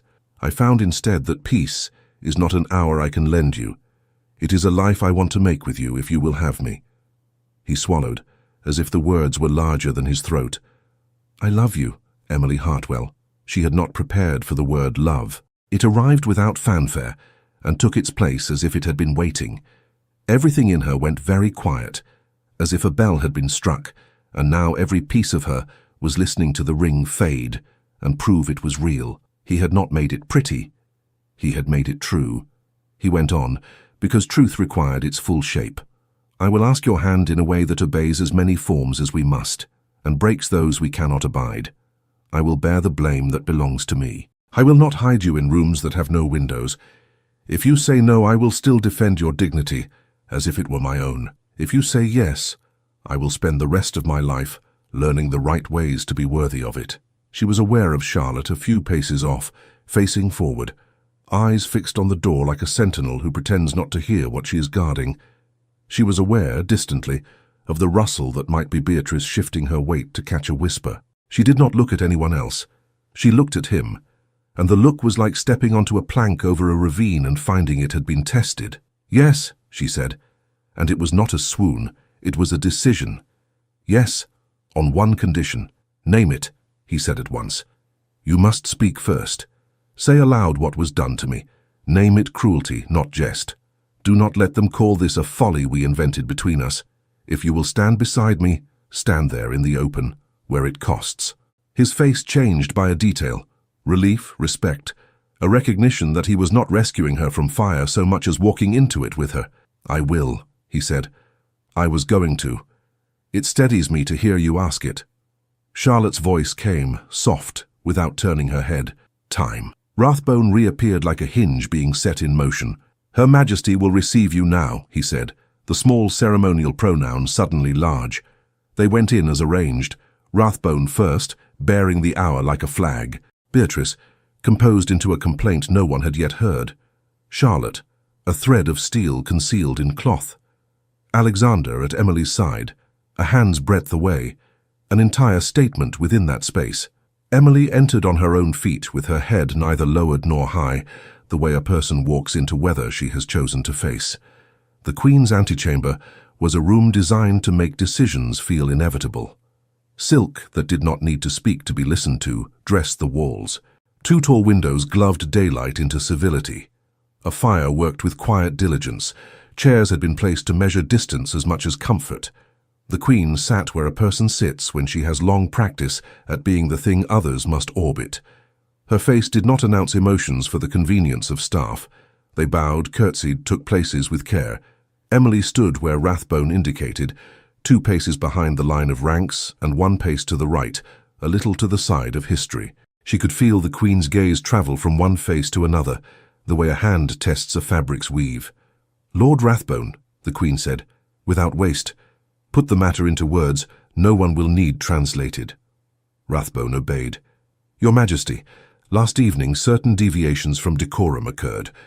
A servant of the household was seen in company unbecoming her station, and at an hour that invites misinterpretation. I beg to forestall rumour with clarity." He did not look at Emily. He looked 10 degrees above her shoulder where politeness lives. Lady Beatrice moved 1 step when the Queen's attention rested near her.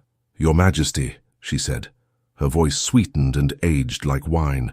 "I regret that in attempting to amuse a gathering earlier in the day, I may have been careless in tone.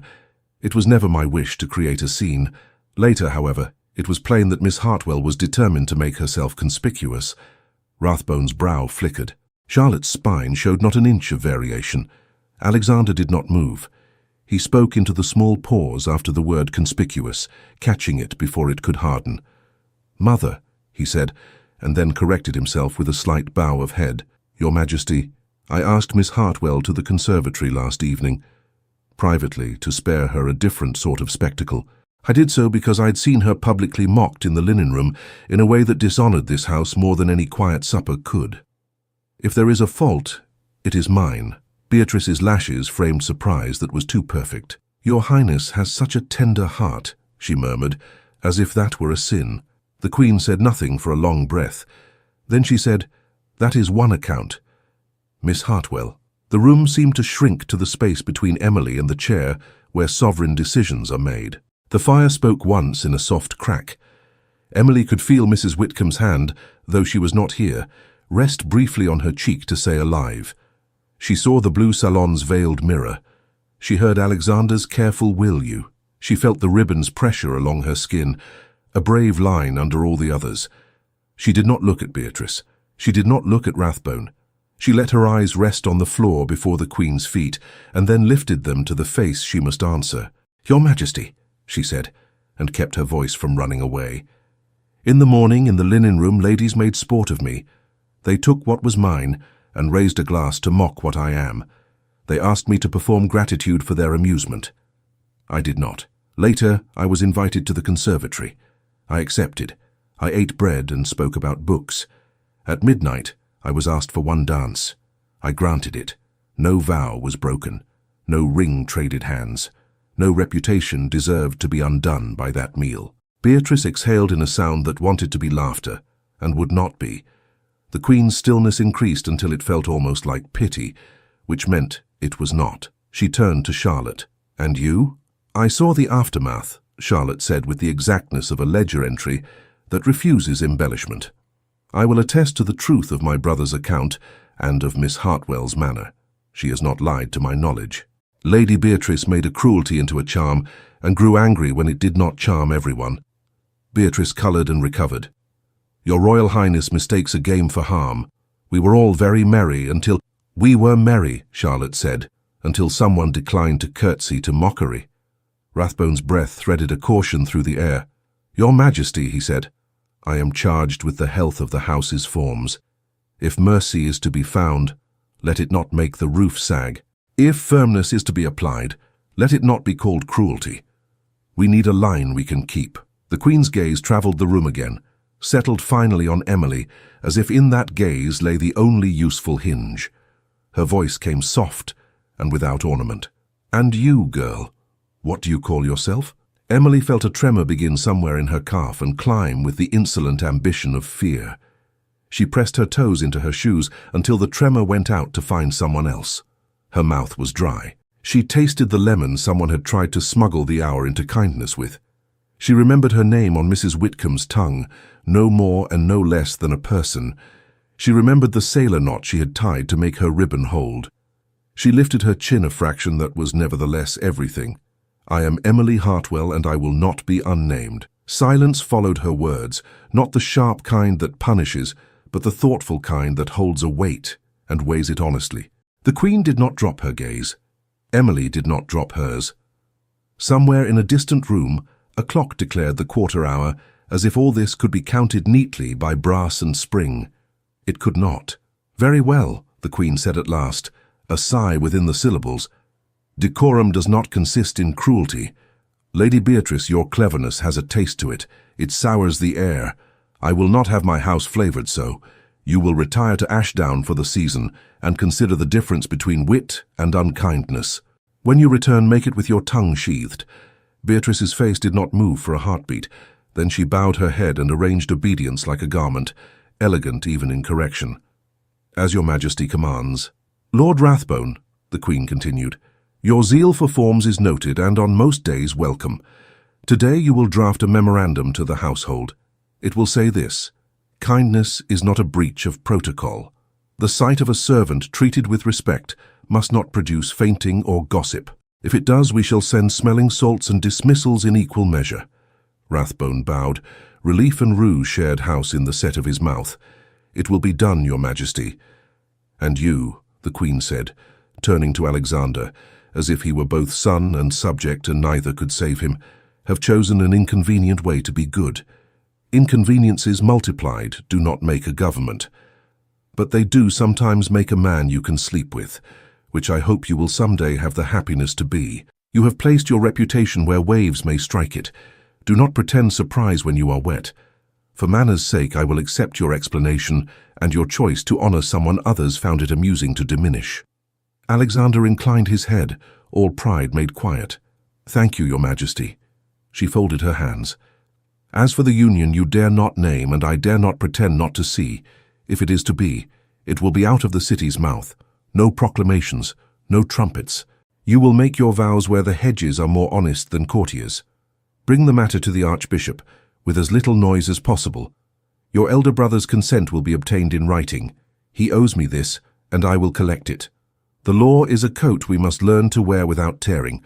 Do not make me mend it in public." Emily felt the world shift under her feet, and not collapse. She swallowed, and the tightness in her throat softened enough to permit air. The Queen's eyes came to her once more. "Miss Hartwell," she said, "name your own dignity when others forget it. I will not require you to forget it here. You will not be queen of anything but your own hours. Be very good at that. This house has little practice with women who don't pretend to be less than they are. Teach them without cruelty." Emily curtsied, not deep and not shallow. "Thank you, Your Majesty." The Queen flicked her hand toward the door, dismissal without disdain. "Princess Charlotte, you may escort Miss Hartwell. Lord Rathbone will attend me. Lady Beatrice, write to your mother. We will contrive to make your absence look like health. Alexander, spare me the gallant look. Save it for your wife." He almost smiled and did not quite. "Yes, Your Majesty." They withdrew with care, leaving the heat of the fire and the cool geometry of justice behind. The antechamber exhaled them like a lung relieved. In the corridor, Charlotte reached for Emily's hand, squeezed once, let go, and said only, "Breathe now. It is permitted." Mrs. Whitcomb was waiting at the corner, eyes too bright and mouth ironed flat. She did not embrace Emily. She adjusted the girl's sleeve as if it had offended her and said, brisk and low, "Do not trip over happiness. It is cunning." Emily laughed then, surprised by the sound, and everything shook loose inside her that had clamped down to survive the hour. The ribbon at her waist felt warm.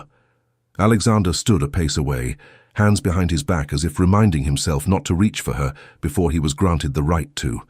He bowed, the kind of bow that promises a future instead of excusing the past. "There will be arrangements," he said quietly.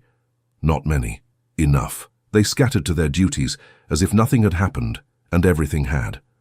That afternoon, Rathbone's memorandum went out on heavy paper carried by sober men. No one read it aloud, and everyone knew what it said. Beatrice sent for trunks and did not weep for show. She saved her and the house the exhibition. A groom reported that a carriage bound for Ashdown would depart at dawn with fewer plumes than had arrived at Christmas. Word made its way where it always does, through kitchens and scullery, and the yard where two boys gambled with polished knuckle-bones behind the coal shed. It travelled softer among the women who washed linens, and harder among the men who polished boots. It was the kind of story that put embers in the grate of ordinary days. A letter reached Alexander by evening, with the royal seal fractured and friendly within, his brother's hand steady across the page. "I am told this will give our mother fewer headaches than the alternative. Be discreet, and make me uncle to something more than scandal." Consent, with a line drawn under it, returned with a sense of a man glad to have one decision made for him by someone else's will. The Archbishop wrote back with half a page of propriety, and the practical understanding that country priests mend baskets, and lives both. A date was set that could be described as soon without asking the sun to move faster. The country parish stood 3 hours' ride from the palace, where hedges told the weather without malice, and bells could be rung for joy without being mistaken for alarm. The blue salon stood unlocked by morning. Mrs. Whitcomb did not say how the key had returned to her ring, but it lay there like an old friend, unremarked. Emily stepped into the room and found air that had remembered her. Dust covers were folded away. Curtains breathed light. On the mantel the music box waited, its painted flowers less foreign for having sung once to her. She wound it and let the tune run out into the corridor. A footman passing slowed and smiled without precisely meaning to. The seamstress, Mrs. Pike, appeared at the door with a bundle and a question that was half a nod. The pale blue gown hung over her arm like a story asked to tell itself again in a new language. "We will cut it free from being a spectacle, Mrs." Pike declared, laying the silk across a chair. "Modesty does not mean abandonment. It means choices. Let us choose." She turned the gown into something quieter without stripping it of its right to beauty. The neckline rose by a finger's breadth. The sleeves remembered winter without pretending to be peasant. The skirt kept its line, but shed the proofs that other people's whims had been its masters. Emily stood while pins marked new shapes. The ribbon stayed where it had always been, under her bodice, against her skin. now stitched into a pocket meant only for it. Mrs. Whitcomb contributed a veil thinner than rumour and twice as kind. She smoothed it with a palm that had soot under its nails from battles won. Princess Charlotte sent a bouquet from the hothouse, white flowers that smelled faintly of green things, deciding to try again. Alexander did not send jewels. He sent a book no one else would have thought to give, the gardener's almanac Emily had confessed to loving, bound now in good leather that could be scuffed without offence. The days between were full without frenzy. Emily worked. No one told her not to. She stripped beds and counted napkin rings and gave a coin to the scullery boy who had taught her a knot and asked him to teach her another. She stood at a window when she had a minute to spare and watched the frost soften and vanish sun by sun. Beatrice's carriage rolled out in the grey before dawn with draperies drawn high. Emily did not go to the window to watch it. She tied her apron and carried a stack of towels to the baths and refused to tell herself a story about what Beatrice would learn and who she would be when she returned. Some grow from correction. Some harden. Not all seeds flower. It was not Emily's garden to tend. On the morning appointed, Mrs. Whitcomb woke Emily before the first bell, not with a shake but with a hand on her shoulder and an uncharacteristic patience. "Up," she said softly. "We have a cart to catch and a vicar to impress with our good behaviour." The journey out was both short and long. Winter hedgerows wrote their script along the road, birds like punctuation above. Alexander rode ahead with two men who knew how to stop trouble by staring at it. Charlotte travelled with Mrs. Whitcomb and Emily in a coach without heraldry. The windows steamed. Charlotte drew a heart on one pane and wiped it away before anyone could decide it meant something. The parish church stood plain and perfect as a cup left ready on a table. The vicar shook hands with a gravity that did not make him stiff. His wife had lit the stove against the damp. Villagers who had been asked for flowers by a pretty stranger with direct eyes had brought more than she asked, glancing at Emily not with curiosity, but with a sort of neighbourly blessing reserved for women who looked like they might cry if you hugged them, and you were too polite to ask. Emily dressed in the vestry with Mrs. Whitcomb pinning and smoothing and scolding the veil for lying poorly, as if linen could understand threats. Charlotte stood guard at the door, head cocked, listening for footsteps that would herald either joy or interruption. None came but joy. The gown was pale as promised, the ribbon a secret warmth. The gloves were thin enough to feel a ring. Mrs. Pike had sewn a small line of embroidery at the hem, unseen unless one knelt, 3 stitches that made a tiny sheaf of wheat. Mrs. Pike had called it nonsense, and then patted it twice when she thought no one saw. Alexander waited at the front, with hands that remembered horses to keep them from fidgeting. He did not wear a uniform. He wore a coat that would not catch the eye unless an eye already loved him.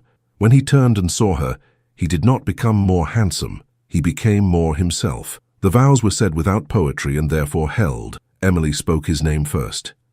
Alexander. He spoke hers, as if it were a gift to be carried carefully. Emily. The ring was a simple gold circle that caught the church's thin light and made it generous. They signed their names in a book that smelled of old ink and new resolve. The vicar said a blessing that mentioned weather and bread and long patience and did not, for once, invoke suffering as a virtue to be hunted. The door opened, and the air smelled of wet earth and the promise of something green somewhere under it all. Bells rang, not palace bells the size of national moods, but a country bell with a voice that made children look up from play and dogs tilt their heads. Villagers lined the path without being asked and cheered without restraint. Someone threw dried petals saved from a summer that had seemed long ago until this minute. A child wrapped a ribbon, no one knew where she had found it, around Emily's bouquet, as if ribbon multiplied itself when needed. They rode a short way further, until the road found the sea. The villa waited, whitewashed, low, weathered by salt and stubbornly cheerful. The windows looked toward a horizon that refused to end. In the small garden, rosemary grew and pretended not to miss the palace conservatory. Someone had opened all the shutters so the house could breathe and be seen breathing. Inside, a table had been laid with a loaf, a dish of butter, a pot of honey, 2 oranges, and a bottle of something that insisted on being saved for later. The music box sat on the mantel, unassuming, as if it had always belonged in rooms with fewer portraits and more air. Emily set down her bouquet and crossed to it. She wound it. The tune began, modest and steady, and the house accepted it like a heartbeat it had never doubted it would have someday. They did not make speeches. They did not pretend not to be tired. Alexander stood by the window and looked at the line where sea and sky negotiate each other each day. Emily stood beside him, watching gulls carve their names in the wind. He reached for her hand then without fear of who might see, and she gave it, not as surrender but as agreement. In the weeks after, the world arranged itself into a new pattern, the way a song learns its chorus after a few times through. They walked the village lanes and learned the names of children and the ways of fishermen's wives who knew the sea better than men knew maps. Emily found the school and offered her hands and her stories, and the teacher, practical and grateful, set her to mending slates and teaching letters and telling girls how to stand upright when the world insisted on stooping them. On a morning when mist lay low and the villa had learned which window stuck and which opened like a sigh, Emily rose early and stood at the small window that faced east. The ribbon lay where it had always been, close and constant. On the sill someone had left a sprig of rosemary again, for remembrance. She smiled at it and did not cry. The music box, wound the night before, ran out of turns quietly and stopped, content. Tomorrow, she would walk down to the church to help carry hymnals back to their proper shelves. Next week, they would have the village to supper in shifts, small plates and honest noise. The palace was a world away and not a wound, but a chapter. Her hands lay calm on the frame of the window. Her day had a name and she had chosen it. Spring stepped into the village without announcing itself, the way kindness enters a room and acts as if it has been there all along. The hedges put on a new green with no fuss. The sea learned a softer voice. The villa's white walls held the day the way a hand holds a bird, not too tight, not too loose. Emily rose early, as she always had, and let the morning touch her face through the open shutter. She had never owned a window before. Owning was not the word. The window had been given to her as a task. Keep it open as much as you can, it said, let the air in. Alexander had ridden out at dawn to speak with a farmer about drainage, returning with his hair salted by fog and his boots grateful for dry ground. He smelled of mare and mint and wet iron, a set of scents that had become the vocabulary of her peace. He found her in the little kitchen, sleeves rolled, a loaf cooling, the butter softening properly under a cracked blue dish. "Good morning," he said, as if the words could be used up if he did not say them politely. "Good morning," she returned, and smiled at the way his eyes checked the room for her, and then relaxed when they found her. He kissed her temple. "Mrs. Whitcomb would scold me for such informality," he murmured, indulgent. "She would say a kitchen is not a place for ceremony."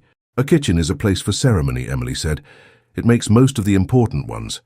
They ate standing, honey on bread, talk light as steam. He spoke of the village road and the stubbornness of clay. She told him of the school, of a girl named Nell who mixed up her B's and D's but not her courage, and had marched to the front to read anyway, hands shaking. He listened the way good land listens to rain. When he laughed, he did it with his eyes as much as his mouth, and she loved him for that. Letters came now and then from the world that had once defined the border of her days. Princess Charlotte wrote in a tidy hand that could hold 3 truths in one line. "I am happy. My mother is reconciled to the idea that you exist without asking her leave. Rathbone has learned to sniff at gossip as if it were a bad draught and close the window on it," she added, as if letting drop a ribbon where it would be found by the right girl. "Beatrice has returned quieter. She did not say sorry.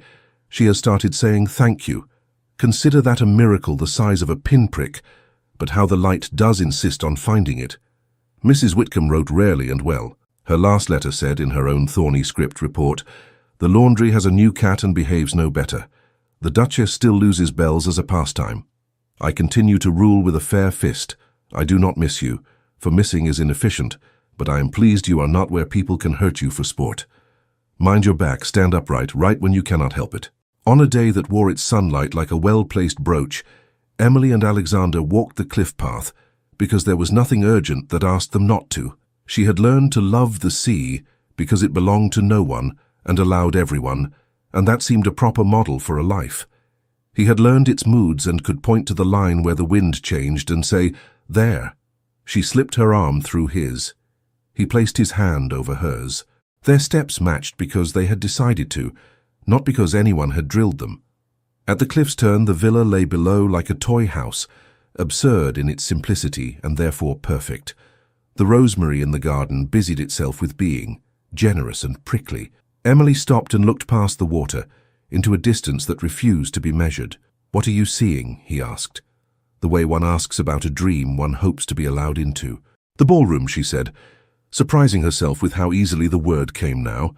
"The stairs to the gallery, the varnish on the banister, the linen room, your sleeve with its mended button, the conservatory lamps, the second door, all that, and this, poured into the same cup without spilling. I am seeing that there is no border drawn on the earth between humiliation and joy. You cross it 40 times in a day and do not notice until someone calls you by a name you accept or refuse." He was quiet, and when he answered, his voice had taken in her thought and walked around inside it. "We could go back one day if you wished, not for the rooms, for people who need a hand between the door and the corridor that keeps them hidden." She nodded. "We will go back to hand things to those who need them, but not to ask permission to breathe." He lifted her hand to his mouth, kissed the knuckles with a humor that pretended not to be reverent. "Permission withdrawn," he said. "We will be disobedient in the direction of happiness." They returned in time for the school bell. Emily spent an hour teaching Nell that AB was a D if you turned it around, and that most things in life behave much the same. She told the boys in the back to stop kicking the bench and start kicking at the notion that smallness must be silent. She walked home elbow deep in letters and the prick of chalk beneath her nails, and felt as brave as any general. At dusk, the village came in 2s and 3s to their low gate, bearing noise and plates and unasked for advice. Fishermen wiped their hands before shaking Alexander's, as if respect required clean palms. Wives brought preserves and corrected each other's recipes under their breath. A fiddler found a tune the room knew without having learned it, and let it run until all the talk became the same cheerful hum. Emily moved through her house and offered bread, and noticed who had not eaten and fetched a cushion, and told Mrs. Pike she had embroidered wheat at her hem like an oath, and Mrs. Pike sniffed and declared she had done no such foolish thing, and then patted the fabric when she thought no one saw. When the last plates had been washed and set back, when the last congratulations had been accepted and deflected and pocketed for later, the house found its quiet. The sea kept up its low conversation with the shore. The moon lifted her face as if the night had asked nicely. In the sitting room, the music box waited. Emily crossed to it and laid her palm on the painted lid. She felt Alexander's gaze on her, patient and present. She opened it with the same care she had used the first time, as if it could be frightened. The key turned, the mechanism caught, and the tune rose, the same simple waltz that had made the conservatory into a chapel. "Shall we?" she asked, and her voice was only for him. "We must," he said, and his mouth softened at the corners, the way it had when he had said "I love you" in the narrow vestibule where sound was careful. They pushed back the small table with its dish of honey, moved the chairs enough to make a circle of floor. He offered his hand as if it were a question. She placed her hand in his as if it were an answer. They stepped together into the turn they had learned under glass, under the guarded eye of potted orange trees, and now repeated under beams that remembered only salt and sun. His hand found its place at her waist and did not move from it, except when she turned, and it must, to let her be who she was inside the step. Her hand rested on his shoulder and did not ask it to be anything but strong and human. Their eyes found one another and did the work eyes do when mouths should be courteous. They said all the things that did not need to be archived. Outside, the sea made the slowest measure a dance can have. Inside, the music box wound toward its end and then refused it, as if somehow the spring had learned to hold. They danced through a half-room, which is bigger than a palace when love is its architecture. Once he drew her nearer for a turn so small it could have been missed, and her breath caught like a sail that has found its wind. Once she smoothed a hand down his sleeve where that mended button had been, and the touch was a blessing disguised as tidiness. When the tune ran out, they didn't stop. He hummed low and she followed, smiling at the absurdity of two people who felt they could make a song stand up on its own legs. It stood. They slowed. The room regained its right side. They found themselves near the window where the moon had made a path on the water, like a long, thin promise. He looked at her as if the world had simplified into this one sight that must be remembered for use on dark days. "What do you name today?" he asked, because he knew names mattered. She thought of the linen room and of laughter used as a whip, and of Beatrice's hand on her ribbon, and of Mrs. Whitcomb's key, and of Charlotte's advice, and of a queen who had decreed that kindness was not treason. She thought of bread and apricots and starch and song, and the way a dress can be taught to feel like skin. She thought of girls in a school whose letters would become letters they signed on contracts they read, hands steady. "My beginning," she said, as she had on the terrace long ago, and felt it be new again anyway. He bent his head. When he kissed her, it was not to claim or to console. It was to agree. It was not a spectacle, it was a seal. It did not break the skin. It stitched what had needed sewing with thread fine and strong. The kiss was brief and told the truth. "We are in this." They stood a long while, hands twined, until the clock in the hall insisted they laugh at themselves and go to bed like sensible people. She blew out the lamps, one by one, each little death of fire, an act of trust. He latched the door because the world is not always kind. The house settled around them, old wood murmuring. The sea kept saying yes to the shore and being refused and saying yes again. In the morning, there would be the school and the road and the plantings behind the cottage, and a surprise visit from the vicar's wife, who would bring a cake that had sunken in the middle and be twice as good for it. There would be a new letter from Charlotte with a postscript that said, "Rumour. Lady Beatrice has adopted a small dog and learned to walk slowly." There would be 3 stitches needing mending at the hem of her gown, where it had been stepped on by a child who loved her without care for fabric. Emily looked at the room one last time before sleep and felt the ribbon at her skin and the shape of her life around it. It fit, and that was an art. "Listen," the narrator says, "as close as a hand on your shoulder. In any century, there will be rooms where laughter cuts and doors that close because someone believes your breath is expensive. Do not learn from them the wrong lessons. Name your day. Tie your ribbon where it cannot be stolen. Stand where you can see sky. Choose kindness that is not weak, and dignity that does not need anyone's permission. If love comes, let it ask and answer it aloud. Titles can be polished until they blind you, but they will never show you your own face. Dignity will, courage will. Choose the people who help you see it, and be that person for someone else." Thank you so much for listening to this story all the way to the end. We hope it moved you as much as it moved us while telling it. We'd love to hear your thoughts. Leave us a comment telling us where you're listening from and what you liked the most. Rate this story from 0 to 10. What score would you give it? If you enjoyed this story, don't forget to subscribe to the channel and leave a like as a show of support. That really motivates us to keep creating and sharing more stories full of emotion and life lessons. And before we go, we want to remind you that an exciting and heartwarming story recommendation will appear on the final screen. If you'd like to enjoy it, just click on the video. Thank you once again for being here, and we'll see you in the next story.